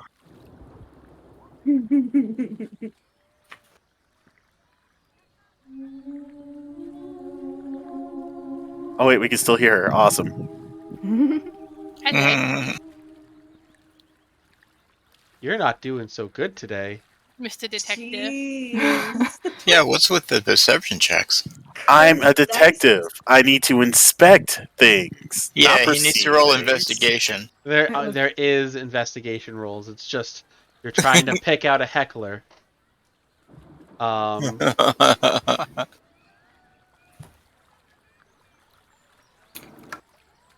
You know what? Nope. Hang on, I got a little something for this real quick. I was saying the cart was closed, but I got one thing for this. Mr. Meatball's gonna go back to his cart and sift through the contents and pick up a big meatball. Oh no. He goes, all right, where the fuck are these people? Bashari can pick one out. Go ahead, Mr. Meatball. Can Orion notice that the owl's having some trouble? Yes, Alvin can't seem to find who's doing it. Bashari Hey. can. What about Mr. Owl, Vishari? man. Holy shit. Whoa. Holy crap, Mr. Wow. Oh my goodness. Oh my goodness! That's crazy for level 1. Bugbear Ranger, y'all. So, you, Mr. Meatball, see that there is a Kenku down near the front who has since seemed to use the crowd to vanish. But you saw him. You saw where the mimicry was coming from. It wasn't coming from 3 separate people, no. It was coming from this... how to say it? This Piece of shit. 5'8" bro like Kenku with a tattered blue garment on, and white and orange butterfly wings. And a backwards baseball cap. And he seemed to disappear into the crowd. Oh, you little son of a bitch. I think I figured out the perpetrator. And Mr. Meatball's gonna try to follow along and catch up with. Where? Let's take care of this. And I try to follow Mr. Meatball. Okay. Who is going after the wonderful? Well, I'm gonna roll. Do I see anything? Where is your roll? Right above help. Yeah, 13. 13. Do you see the Shari? Let me see.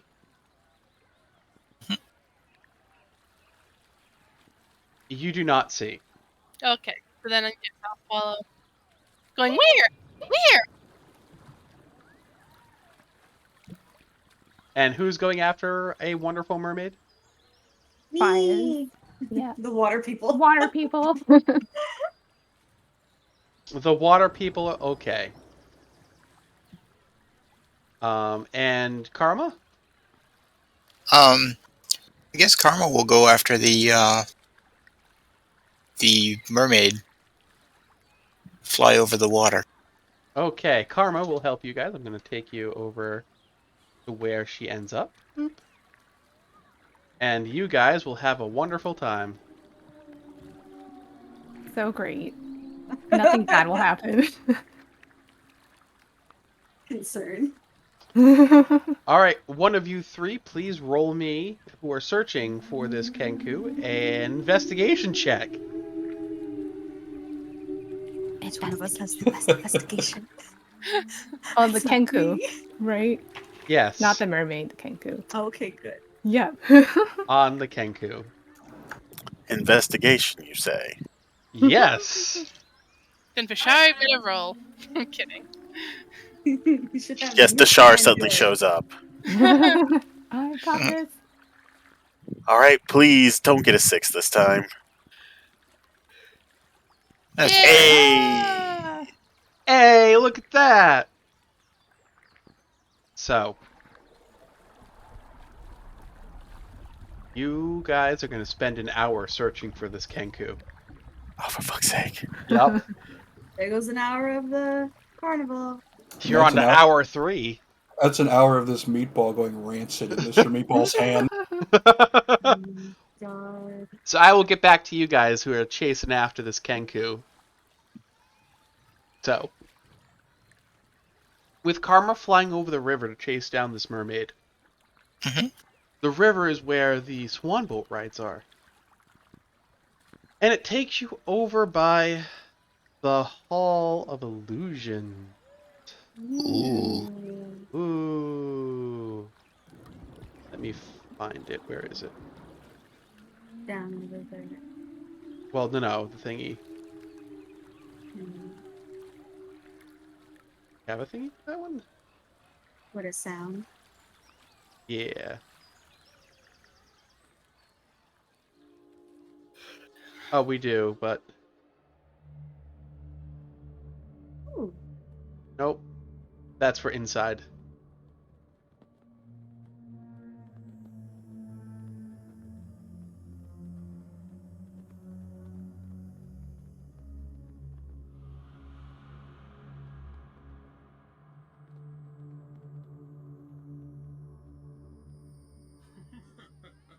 There. You guys get to the Hall of Illusions. A wooden mannequin of a grinning, raven-haired young woman in witch's attire and a green flowing cape hovers inside a glass cabinet. At the top of the cabinet, the sign reads, Tasha, the wizard, known for her hideous laughter. And that is just to the right. A halfling couple holding hands as they approach the glass cabinet. One of the halflings is wearing butterfly face paint. As he drops to one knee and pulls out a small box from his pocket, his sweetheart bursts into laughter and begins rolling on the ground. The halfling in face paint begins to sob and darts into the nearby tent without getting his ticket punched.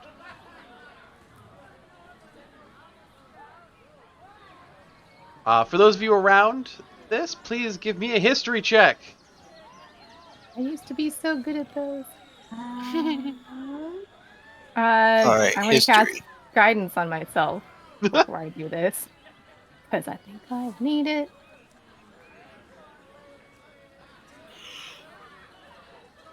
Okay. So Oh, 16. look at that. I'm sorry, Karma, not today. Oh, I'm sorry, Orion, you not today. Dang it. Hi. You recall that Tasha was one of the names reputedly used by the Igulvi, the Witch Queen, a legendary archmage. And as you're looking at the box, any creature that comes within 10 feet of the mannequin may become infected with such laughter.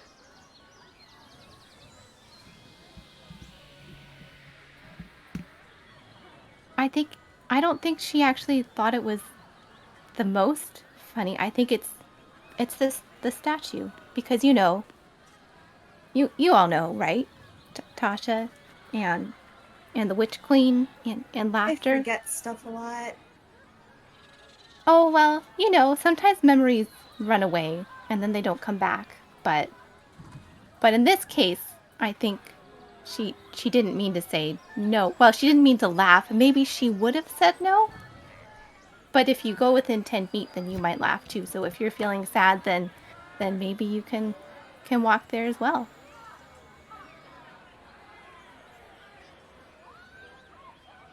Did we want to are we going after the mermaid, or did we want to chase after that short person? I mean, not the most short. She looks over at the two short people. But Hey, well, I mean, you are, aren't you?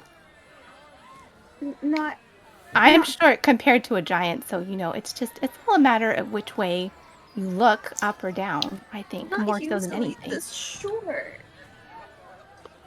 Oh, because well, doesn't mean you won't find it ever again.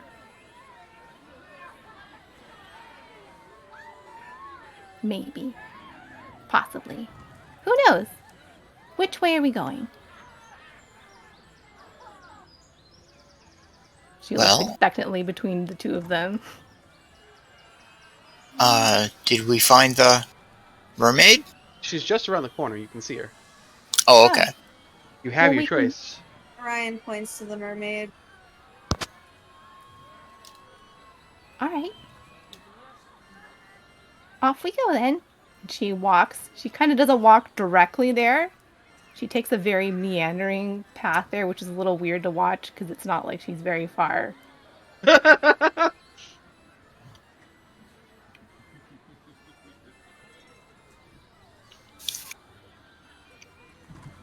Okay. So,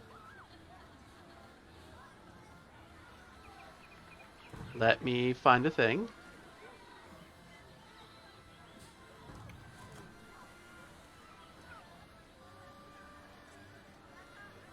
And boop! You can see what a mermaid looks like. Mm-hmm.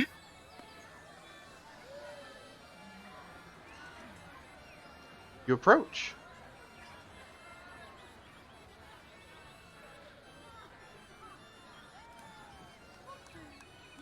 Fi walks up and she kind of raises a hand. Is there water? I'm assuming she's in Yes. the. She raised her hand, and as she does so, the water kind of comes up out of the river and does a little hand wave as well in mimicry of the same one that Fi is doing as she approaches. She goes, "Hello, are you? You didn't have to swim away right away. I usually find that if someone's being really bothersome, that drowning actually changes their mind very quickly. Just for next I time." agree with that. I definitely agree with that one. Yes, see? I thought your singing was very pretty. It's I don't know why that guy was being so mean.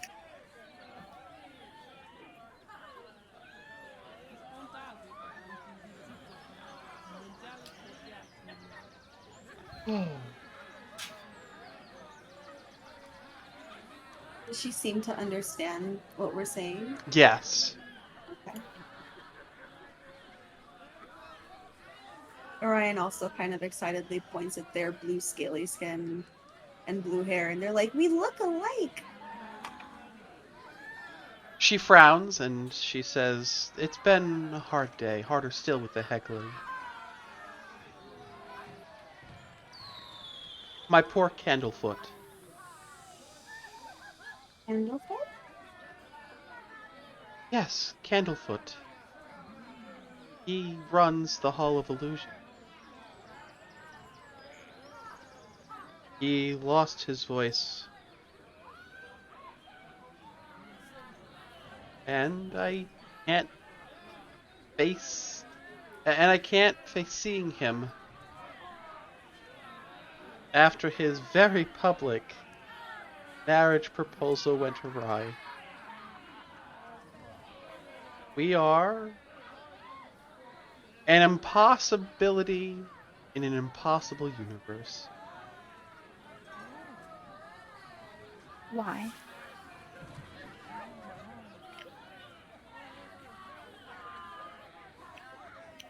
Hmm.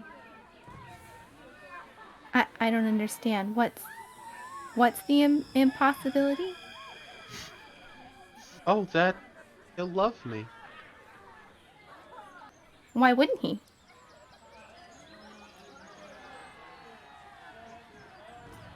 She sighs.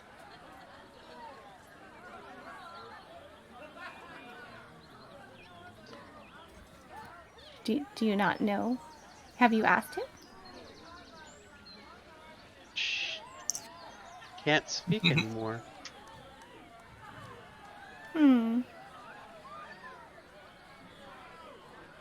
I mean, talking doesn't always answer every problem, but half of them, at least, I would say, sometimes. Something bad happened?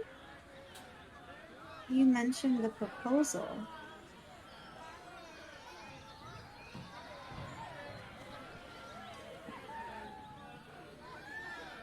I guess, Shh. but Hmm. How best to say it?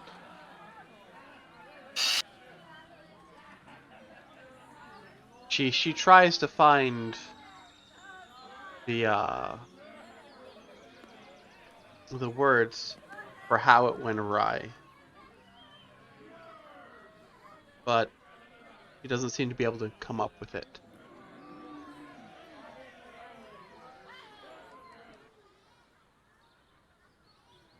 When, and then she gives a story. When I first joined the Witchlight Carnival, I discovered that my songs could give Candlefoot his color back.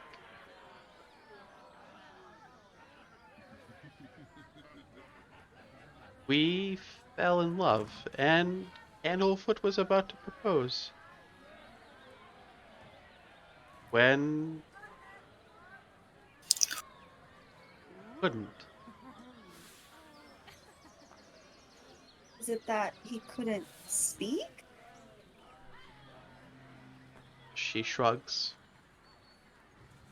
and sinks down.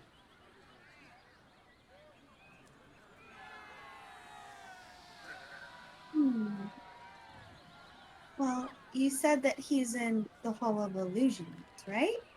Yeah, What if we talk to him for you?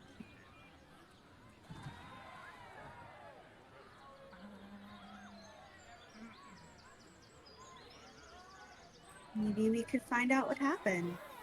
roll a persuasion check. guidance. Oh baby.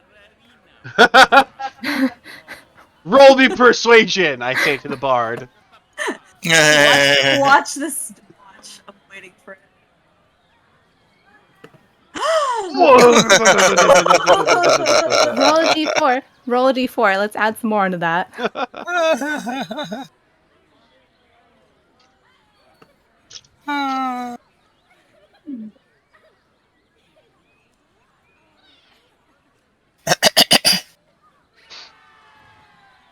So, she looks up to you and she says, "Did you really think that my singing was good?" Oh, yes. I like music a lot myself, so I can usually appreciate when someone has a wonderful song. Do you think you could help Candlefoot find his lost voice? Well, do you know anything about his lost voice? Like, She how? shakes her head no. Hmm. I'm looking for something lost too. Me too. Then maybe you can help Candlefoot, right? Maybe. Possibly. Promise? Oh. Oh, What do we get in return?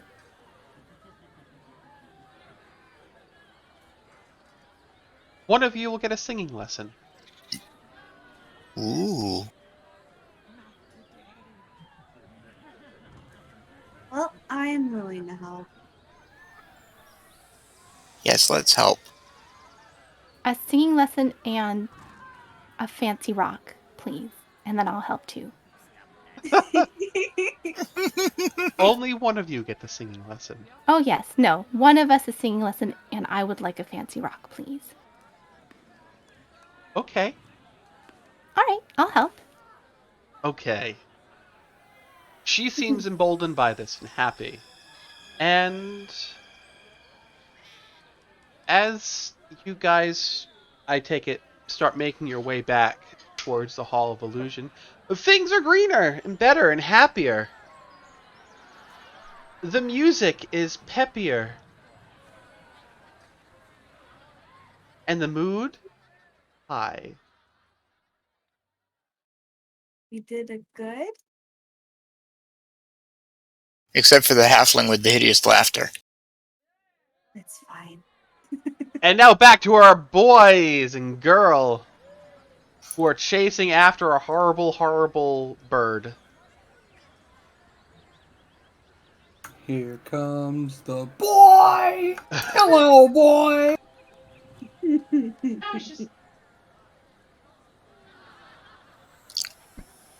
Bishari is just giggling and everyone's acting with you guys. Like, looking all excited and giddy. So, you all get about to the big top when you guys see him. This Kenku. And he sees you. And you all make this eye contact. The whole Kill Bill sirens start playing. And he takes off. Oh, this motherfucker. He starts running and booking it. How far away is he? Are you gonna throw the meatball? I'm gonna throw the meatball. Oh, make me a ranged attack. Chuck that meatball. Let's see. How would I label this? Just click. I don't think clicking longbow would be appropriate. No, it would be. Go ahead and click your longbow. Oh, okay. Well, here goes nothing. Yep. A 16 to hit. Piercing meatball. Listen, we've been chasing this bird down for a while now. That meatball is funky. It is beyond fucking room temp at this point. Give me one more click of your longbow. Okay.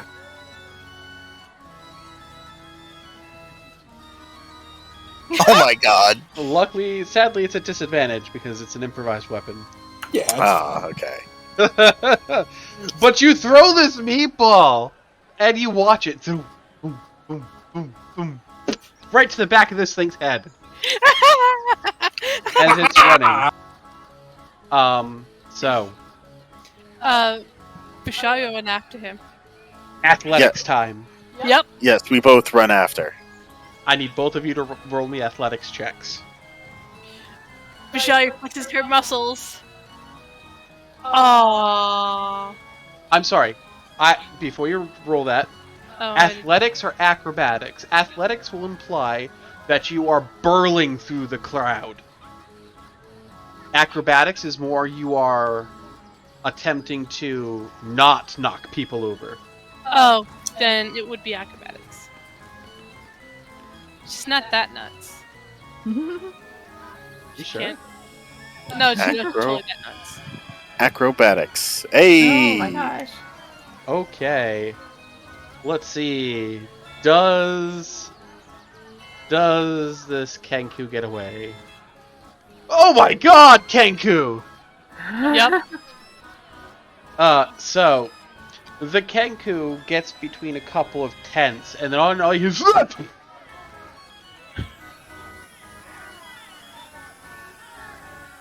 and as you guys get up, the Kenku is beak down in the dirt. What? covered in Hey, I meatball. want to do that. All right, you come up. I reach down and try and grab him. You're gonna go and apologize. Okay. Is that a spell? It is not. You grab a hold. It screams, and as Mr. Lumbering Wonderful Man is on his way over. I need to see here. Never whisper. So that you can see. I need a boop. Constitution save throw from both of you. Oh fuck! As it goes, ah! And fairy dust. Oh, And nothing happens. Were you trying to put us to sleep? We don't fall asleep. We fall asleep when we want to fall asleep. Ari and I aren't sleepy. I've already had misfortune with one kind of dust. This one won't affect me. It tickled my nose though. And then I fall asleep. And then Mr. Meatball approaches. Hey, did you get him? Caught him. He smells like your meatball, so I guess we did. Thoroughly delicious. Should we turn him Those into are- meatball.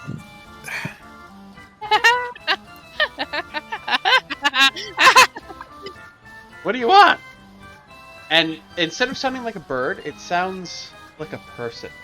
Oh, can we do a check to see if he's wearing a disguise coat? That was what the investigation was for. Oh, To see through the disguise he had put up. oh. We want you to apologize to that mermaid you heckled. What? It wasn't nice. You made her sad. No. Yes. No. Yes. But there's... Listen, okay? Listen, okay? Many years ago, I made a pact with somebody. Okay? Many years ago, I made a pact with Liblina, the Archfey who rules the Feywild domain of Prismere. I'm getting bored. Hurry it up. For all of you who want to spell this out. Thank you. Recently, I have become convinced something is amiss with her patron. With my patron. As a warlock, I sense that Zabelina is no longer in touch with me. Very disconcerting thought, mind you. Uh-huh. I've been trying to go around to question the Carnival owners about Prismere. But they keep giving me the cold shoulder. They know more than what they're letting on. I tell you that. After all, during my last visit, I overheard Mr. Witch and Mr. Light talking in their wagon. And she repeats the conversation in their voice. Someone is going to find out about this. They'll shut us down. Oh, sorry. Ahem. Someone is going to find out about this. They're going to shut us down. We agreed to this pact. Our hands were forced by our eyes. Our hands were forced, but our eyes were open. We let the Hourglass Coven take what it wants, and in return, we stay in business. That is what you want, right? Yes, I know I'm causing trouble at the Carnival, but I refuse to stop until Witch and Light divulge what they know about Zabelina and Prismere. Not that I can enter Prismere, but you guys can. Can you find out what happened to my patron? But what's this guy do is heckling an innocent mermaid? Not her fault. It seems that in order to get what he wants, he was willing to just cause problems for the people working here. Yes. That's stupid. It is stupid. But you all seem to be missing something. So if you apologize to the mermaid and stop making trouble for people, we'll see what we can do for you. The mermaid. Also, you have to try one of Mr. Meatball's vegetable meatballs. You see Mr. Meatball in the back just light up. I can't quite go there. I'm not going to apologize. And if any of you want to force him to apologize, you can either roll persuasion or intimidation. Tell him what you tell him. I did it. Damn it. Mr. Meatball, I think bring out a special meatball. I could was back down. I would, but I left the cart back over at the Swans. Oh, Then make one right here. What? I mean, that's true. You have a valid point there. I can get one of the vegetarian meatballs from here. 1 second. What is he doing? As Mr. Meatball reaches down and literally just looks for like a soft patch of like just not quite mud, but like soft dirt, and just scoops up a wad of it and makes a mud ball out of it. Ugh. And Vishai's watching you like a disgusted face. Okay. Alright, one vegetarian meatball. I think not. Then are you going to apologize? Or are you going to try a vegetarian meatball? Roll me intimidation or persuasion, whichever one you want, Mr. Alvin. Ah, shit. Why me? Okay, fuck. Shit. Because you're the one threatening him. I'm having help, right? Mm-hmm. Yeah, with the vegetarian meatball. Yes, I will count this at advantage. Good, I'm gonna fucking need it. Here it goes. He already ate dirt. oh no! Wow. Wow.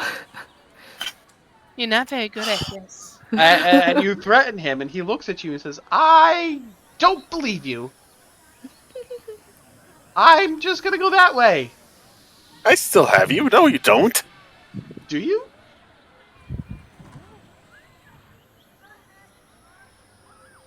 Does that work? What are you saying to him? You have to intimidate him. I'll eat it! Oh, apologize. He looks over and says, okay, I'll apologize. She just gives him a satisfied crazy grin. Actually, I think you just peed yourself. you know what? And he takes out this little doll. And Vishali's eyes lit up. It is not your doll. I know, but it's still a doll. It is a doll. It is a corn husk doll with a thorny stem tied around its neck. Here, just give this to her. She'll know what to do with that. That's my apology, okay? Bye-bye! Vishali takes it. Oh. I'll find you!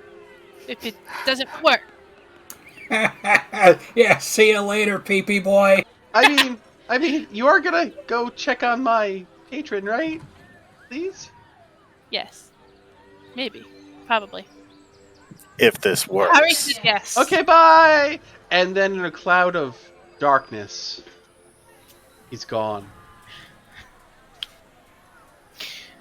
It's Vishali just humming to herself as she looks at the doll. Clearly.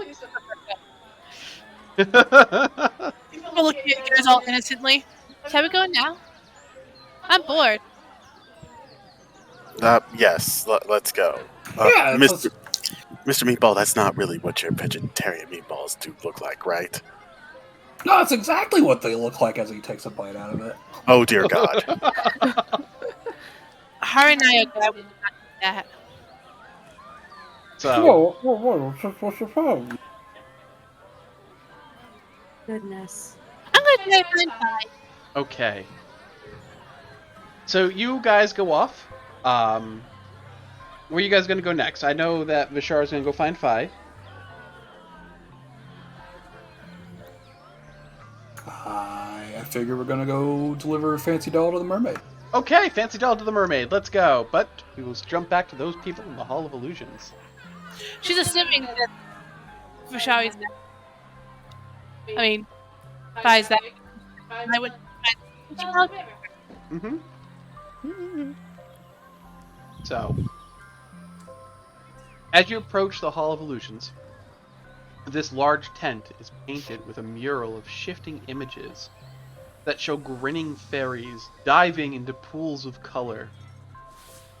The helical stripes of the tent's pointed canopies rotate in spirals, and the whole display seems designed to befuddle onlookers. There's a clown, dressed in muted garb, standing at the tent's entrance blinking at you.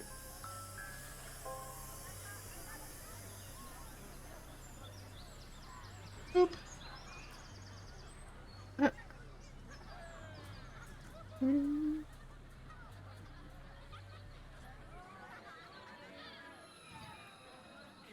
I think we go in, right? Are we looking for this person? That's what we said, isn't it? Yes. Or at least this is someone we can ask if they You know seemed- where. You seem pretty good at talking to the mermaid. So if you want to ask, Do you, I'll stand behind you for some do you extra height. remember the name of the person that she mentioned? I'm sorry, I have a terrible memory sometimes. I think it was footing candy feet. Candy feet? No. Was it? Candling feet? Candlefoot. Candlefoot. I'm almost Oh. certain. Maybe.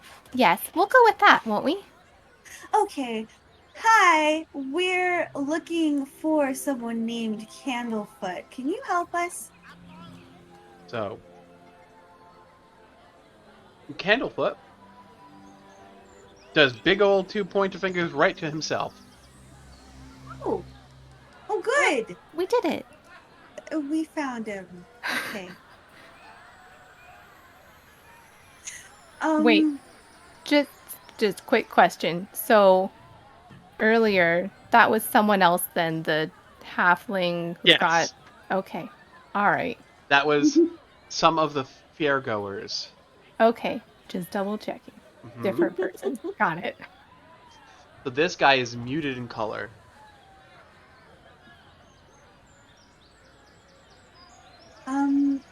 So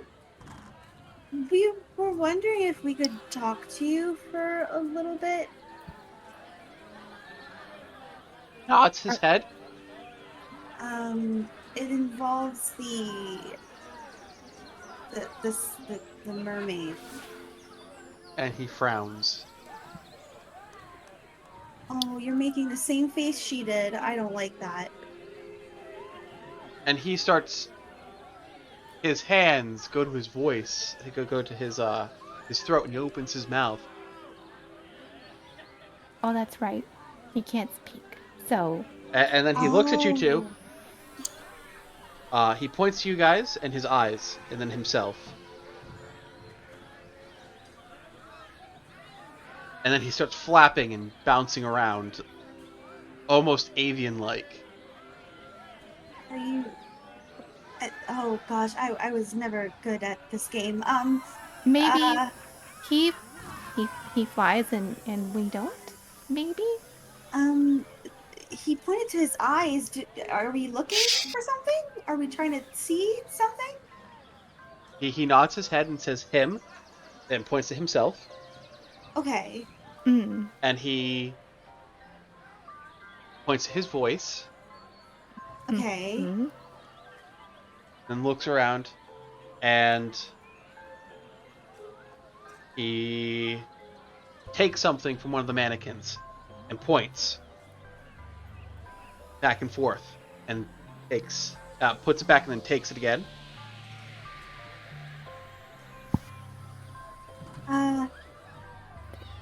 So, I mean, you don't have your voice, right? So did someone take it? Points at her. Oh. Points at Orion. Oh. You win the prize. Oh wait, no. That's right. Okay, so someone took. So you're also looking for something you lost, right? Like we are. Nods his head, and then he turns and he looks around, and he points the black band at his thigh. Oh, that's interesting. Pulls the fabric out a little bit, points. Do you guys have any idea what that is? I kind of look towards Pharma and Fine. I've never Black seen Knight, but less color, maybe, but I admit my riddling game is middling at best, unless there's rhymes involved. That's different. Okay. Well, can we help you to find your voice, maybe? He gives an exasperated look at you and points the black thing. Oh, okay, so it has to do with that, yes? Black. No light, no color, dark. When you say the word black, he points at you, Fi. Oh! Black. You getting there. Oh, okay. And then he starts flapping his arms up and down. Black bird? Points at Fi. Oh! Ah, two. Or no, one blackbird. Yes. Blackbird. And then points to Orion. Yes. Blackbird took the voice. Maybe? And he nods so hard. Oh! His hat comes off. And he scrambles for his hat.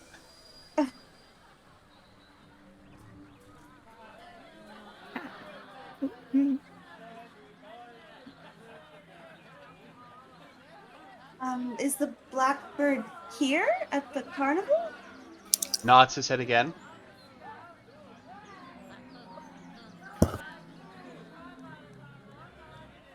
And as you guys are talking to him about this time, Bishara, Mr. Meatball, and Alvin come around the corner.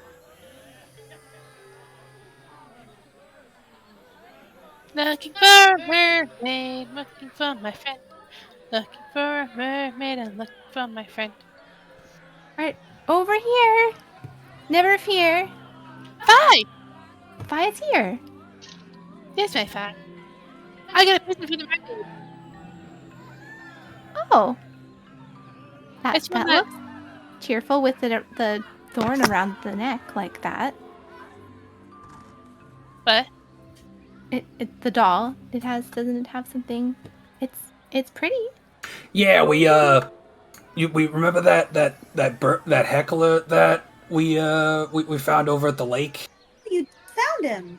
Yeah, I hit him with a meatball, I made him pee his pants. and he peed himself. It was pretty fucking hilarious. What did, out of curiosity, what did he look like? Like a black crow bird. He's a kinku. Orion looks over Wait. towards Candlefoot? Candlefoot, yeah. Was it Blackbird. Yeah. Do you think Yes, and it maybe- gave us this doll. We were going to go give it to the mermaid. Apparently, I think it's its idea of an apology. Wait. Can Fi look at the doll more closely? He's holding it out for everyone to see, including Littlefoot or whatever his name is. Here. Littlefoot.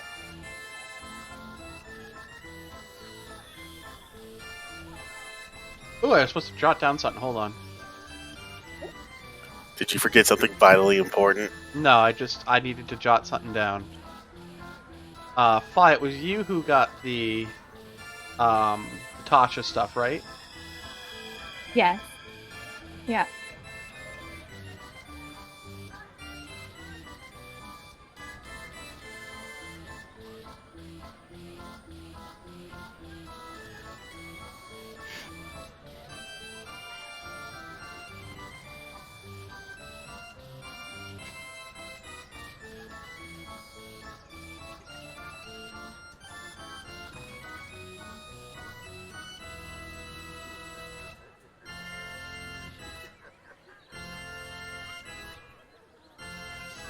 I just need to make sure of something.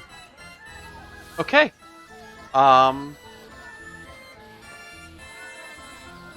Yeah, so he looks at you all and he's like, hmm? And flails a little bit. Who's this? Why is he so excited?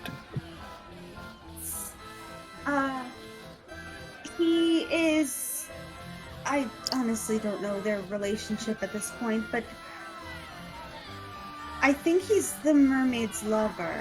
Nods his head emphatically. No. Yeah. And the mermaid was really sad because I think he was going to propose. Nods a lot. His hat falls off. Aww. Oh, you should really be careful with that. Your hat's gonna get lost. I think I figured it out. He got cold feet, so now he sits here and wallows. No, silly. He can't speak. His How do feet you don't look ask so someone to cold. marry you if you can't speak? You write it out? Can Or you write? could mime it. Offer the ring. Oh. I don't What think is- he could do that either. What does the doll look like again? It is a corn husk doll Mm-hmm. with a thorn tie around it. Well, Tied let's around give what? the mermaid. The neck. The neck. Yeah. Maybe if we give it back, it seems like just maybe if this person was not very pleasant, he could have used the doll to take the voice away. Possibly. I know sometimes that might happen. Or maybe he just did it to be mean. I'm not sure. Gonna use my Can- deductive reasoning to just untie that thing around its neck. Yeah. Well, he said to give it to the mermaid. Do you untie the thing? I untie the thing first. You untie the thing and the entire doll explodes. Just comes apart, unravels. Fuck. Boom! I can speak! Oh, Yes, that's great, but what about the doll? We need to return it. No! I Right. think that was why we were returning it. Yeah. Oh, You have oh. returned to my voice. Oh, yes, of course. Thank you. Ha! We did it! We're fucking heroes! We found the lost voice. Yay. Oh, were you all looking to go into the Hall of Mirrors? I mean, shouldn't you?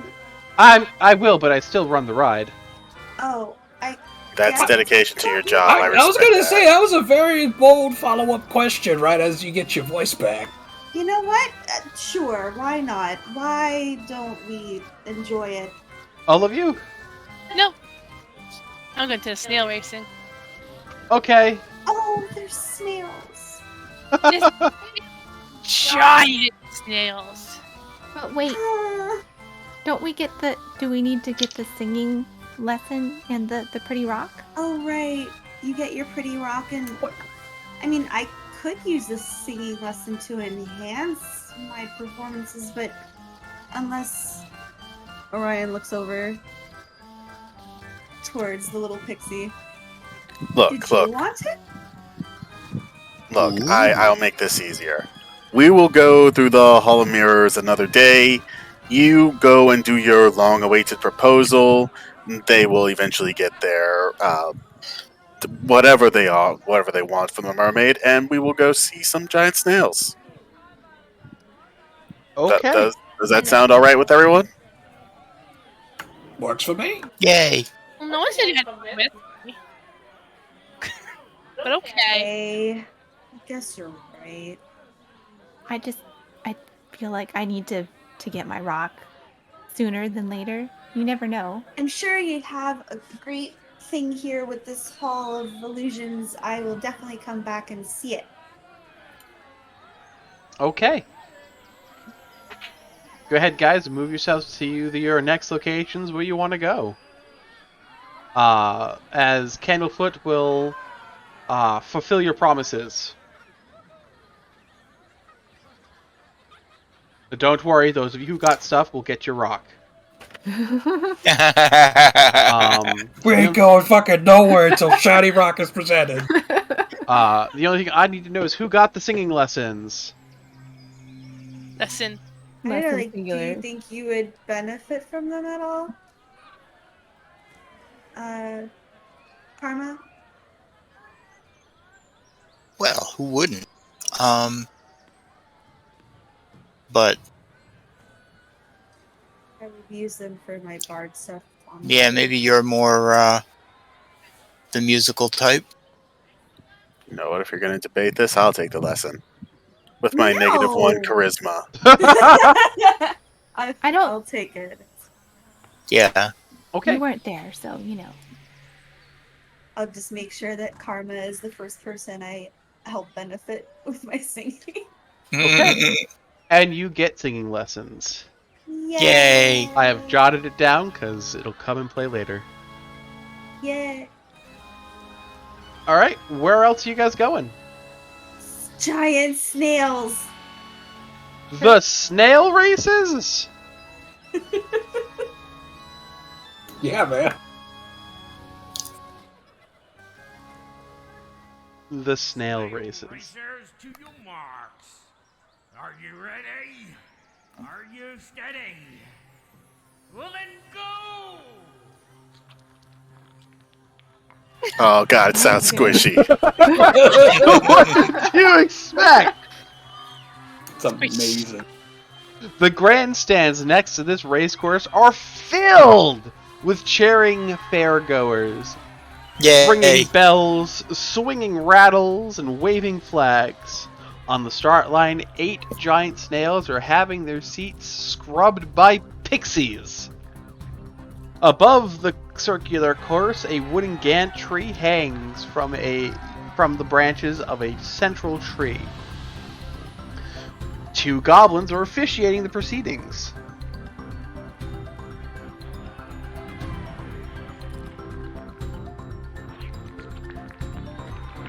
Hey, which one's the biggest one? Well, there are 8 of them. Are they all the same size? Yes and no. Could you be more vague, please?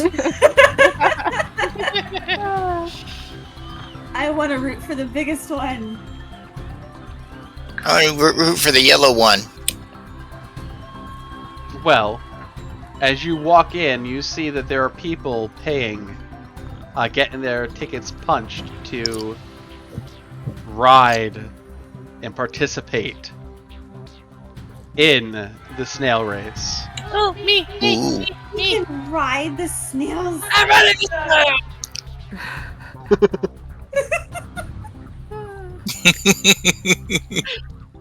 Okay. Ryan's gone. They ran right up. That little Triton has somehow gained twice the speed of excitement. Okay.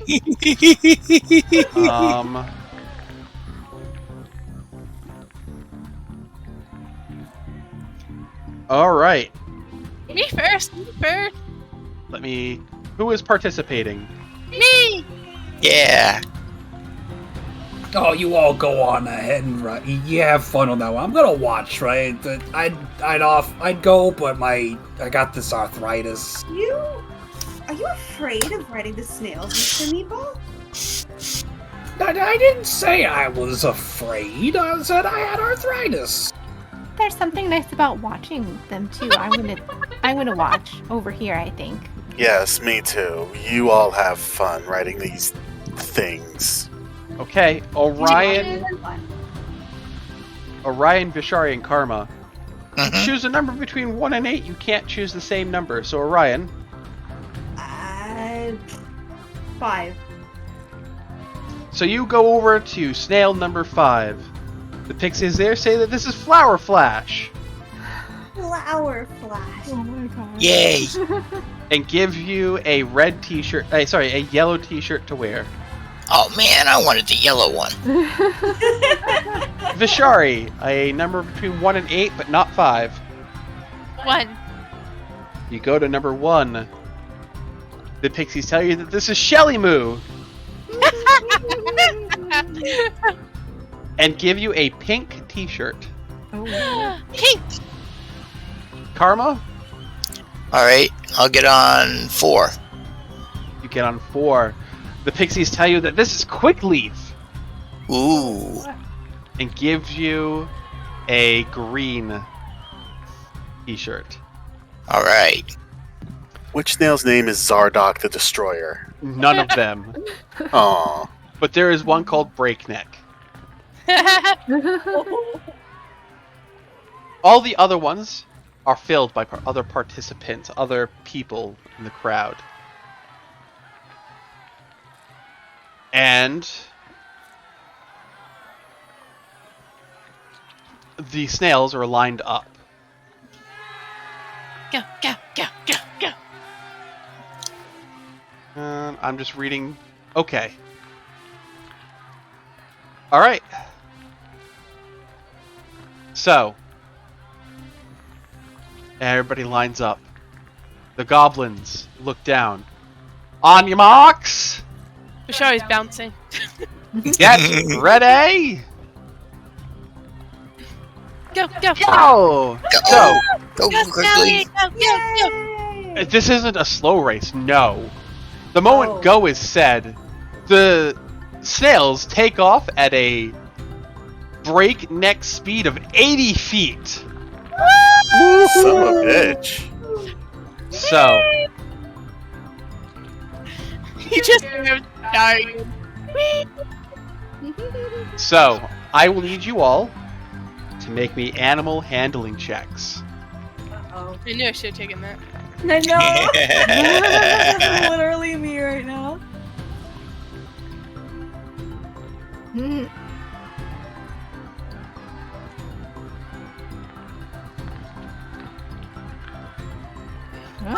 Okay. Anyone else say it just like it took a second for the number I to know, show it's like, up? wait. 'Cause I have the 3D dice on. All right. So then, let's see here. It's fun. It lets you roll the dice yourself. Yup.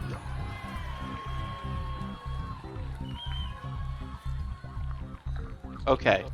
So, Vishari, I fall off, don't I? No. So that's a 7. Okay. So your snail, as you jockey it, seems to go a little bit slower. Please jot down somewhere that you've gone 70 feet. Okay. Same with you, Karma. Mm-hmm. Orion, on the other hand, Oh boy. add 20 feet. Newman. What was it? Add 20 feet.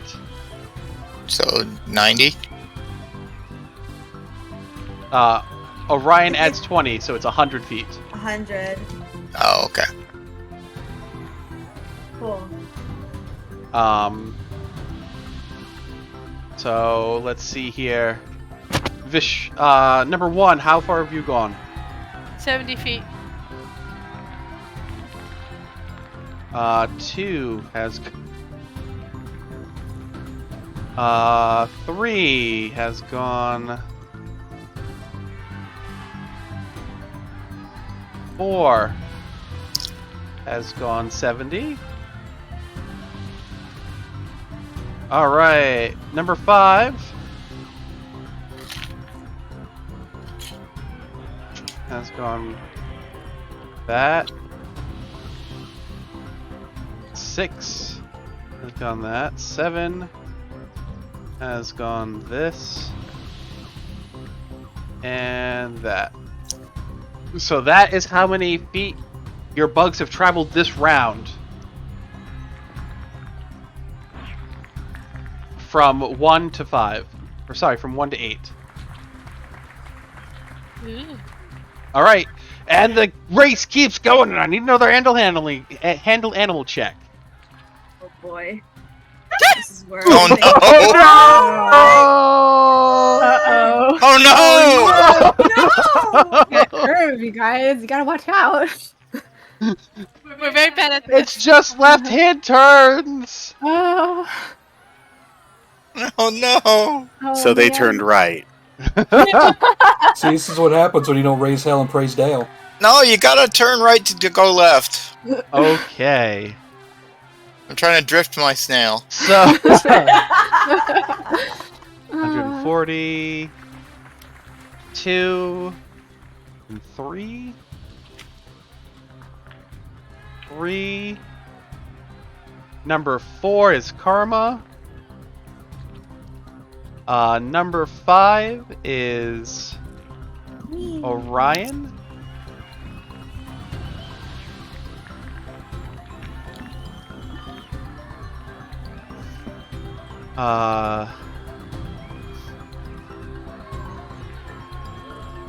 And then let me just see here. 90.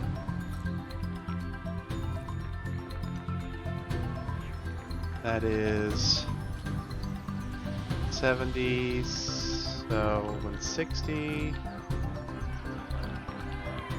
There's your new numbers. Oh man, number 3 is way number 3 and number 6. 3 and 6 are in the lead. But Yes. 5 and 8 are still close behind, trailing by 30 feet. As we go into the straightaway, and I need another animal handling check. Oh.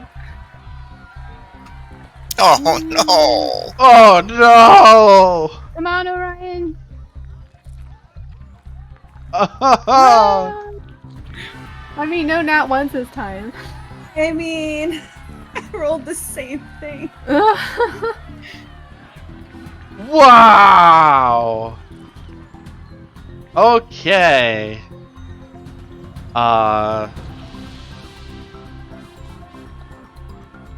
210. Number 2 got that. 3 is just smashing. 4 is Karma. 5. 70. Oh, man. Okay.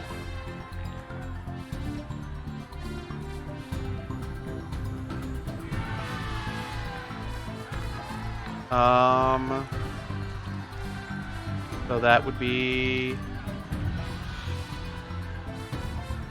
that. The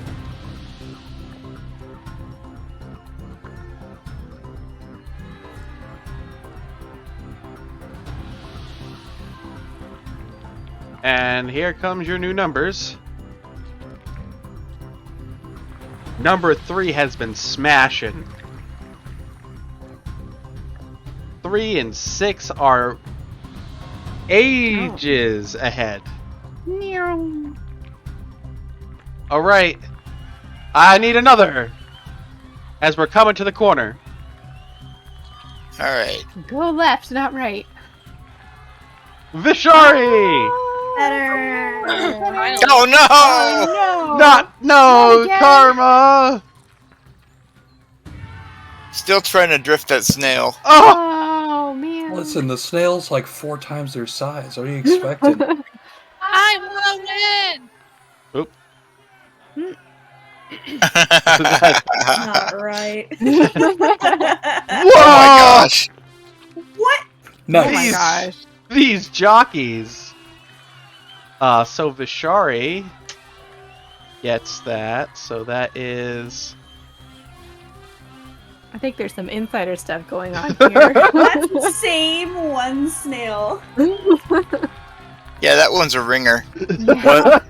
One of these Number snails is 3. sporting abs. So 2 got 70.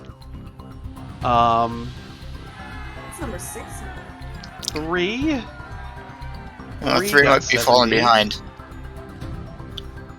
Yeah, 3 is falling behind. So that's number 4, Karma. Aww. 5.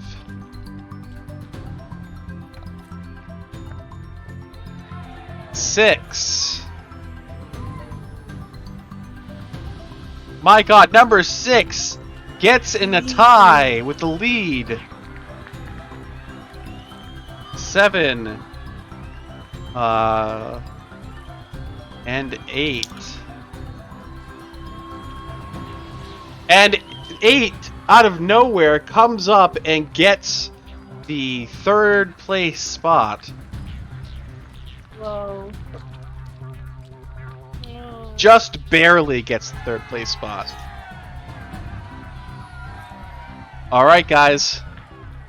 This is it. Alright, I'm shooting for last place here. Can we get another natural 1? Or I should say, this could be it.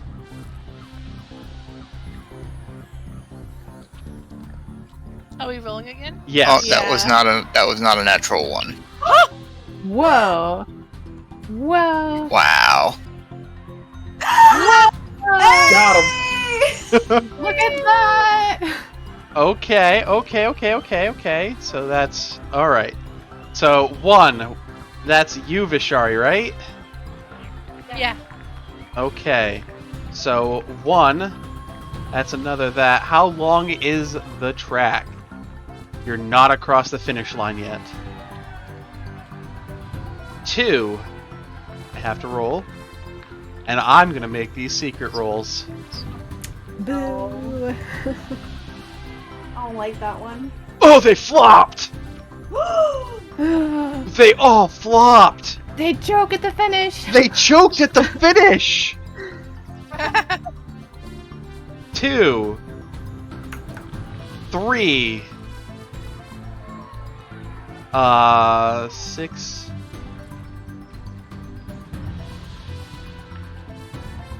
4. Who's 4? Karma. Karma. Karma. Hey, you got another 100. 5, Yeah. 6. So then this is 6. Uh, 6. So that's okay. Are you ready for the new numbers? Yeah. Here we go. This is it. This is like you're coming across the finish line, guys. Wait, I'm not in last place? You're not in last place. Not in last place. Oh, man. Weird. Not in first place, but I'm not in last place. Holy, Whoa! holy moly! Wow. Okay. This comes off to rollies now. Oh my gosh. Wow, some great numbers. Those Sorry, are- I can't believe that. Nat 20. Beautiful. Okay, so here we go for all of the wonderfulness. Number 1. And you rolled a nat 20. Yep. Number 2.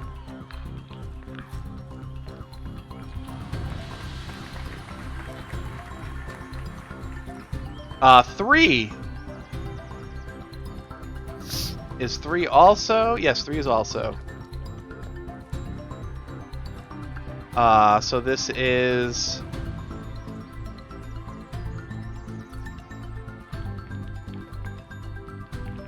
Number 4 is Karma. Who crosses the finish line Yay! with an 18? Number 5 is Orion with a 18. No, I got the 16. That's right, you got the 16. Okay. And then it's an 8. And that is a 10 and a 2.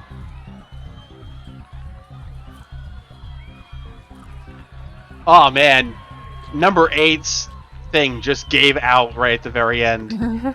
Gave out. So that's 70 or 3. Oh, somebody didn't finish. All right. Snail fucking died on the track. What the hell? Here we go. And it's gonna be rollies here at the very end.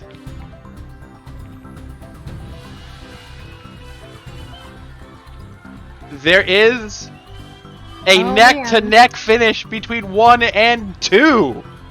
A tied finish. We tied. Well, so 1 and 2 tied. Then it goes from highest number to lowest number above 480. So high 3, 6, 7, 8. So our tie.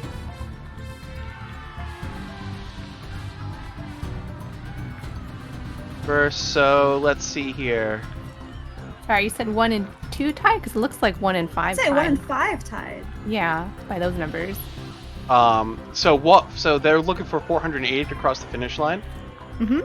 And the 2 people who crossed the finish line with the highest numbers, there were 2 nat 20s there. Yeah. Which is why I denoted them. Oh, okay. Okay. So then... so let's see here. The next one for second is an 18, so that's 1, 2, 3, 4.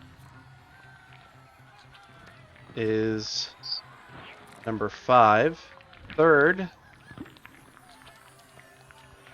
is that 16, which is 1. Karma. I got that right. 1, 2, 3, 4, 5. I did not get that. Yes, I did. Number You sure? 4. 16. Then number 7.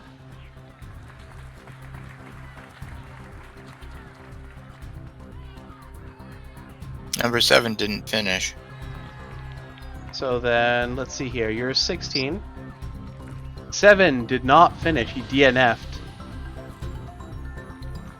So then, it goes to 6. Number 6. 5th.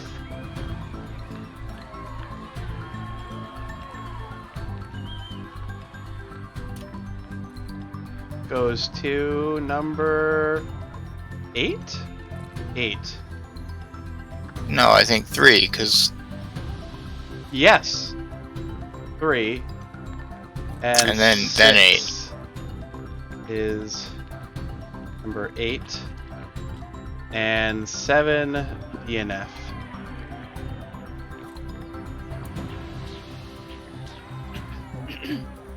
There you go, guys. Let me see here if there's anything for a tie. So, if 2 or more snails cross the finish line in the same round, we did that. The highest roll determines the winner. If 1 snail narrowly claims victory, if the roll for first place is tied, the race ends in a tie, and each jockey receives the first place prize. Yay! I win! Damn, I was hoping for like each jockey gets off the snail and has a fist fight for first place. Yay, good The job, snails Lily! engage in Mortal Kombat.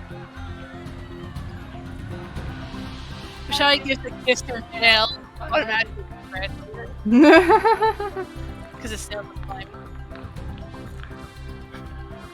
Yeah. Okay.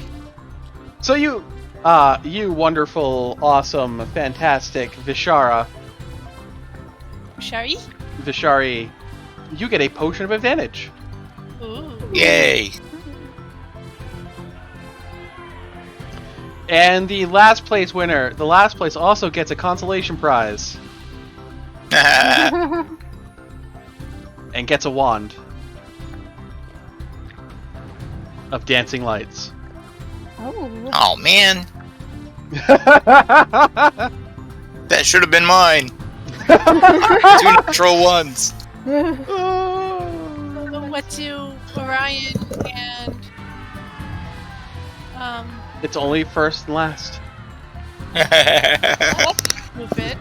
Oh, the last one of the prize. Because that's how it works here. Yep. Typical Fae. Mm-hmm. And with that excitement,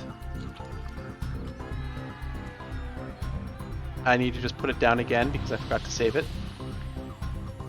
Snail races. And the one that does not finish gets taken to the back of the barn. Sorry. You keep your meatballs out of this. I was about to say it turned into meatballs. And Karma did some snail racing. And Please with don't send that the snails and the into victory, meatballs. and with that and the victory ahead, and more things to see, we will pick it up next week here at the Witchlight Carnival. Yay! Yay! Thank you all at home for watching, Yay! and tune in next week. Yay! Fun. I hope you enjoyed it. All the insanity.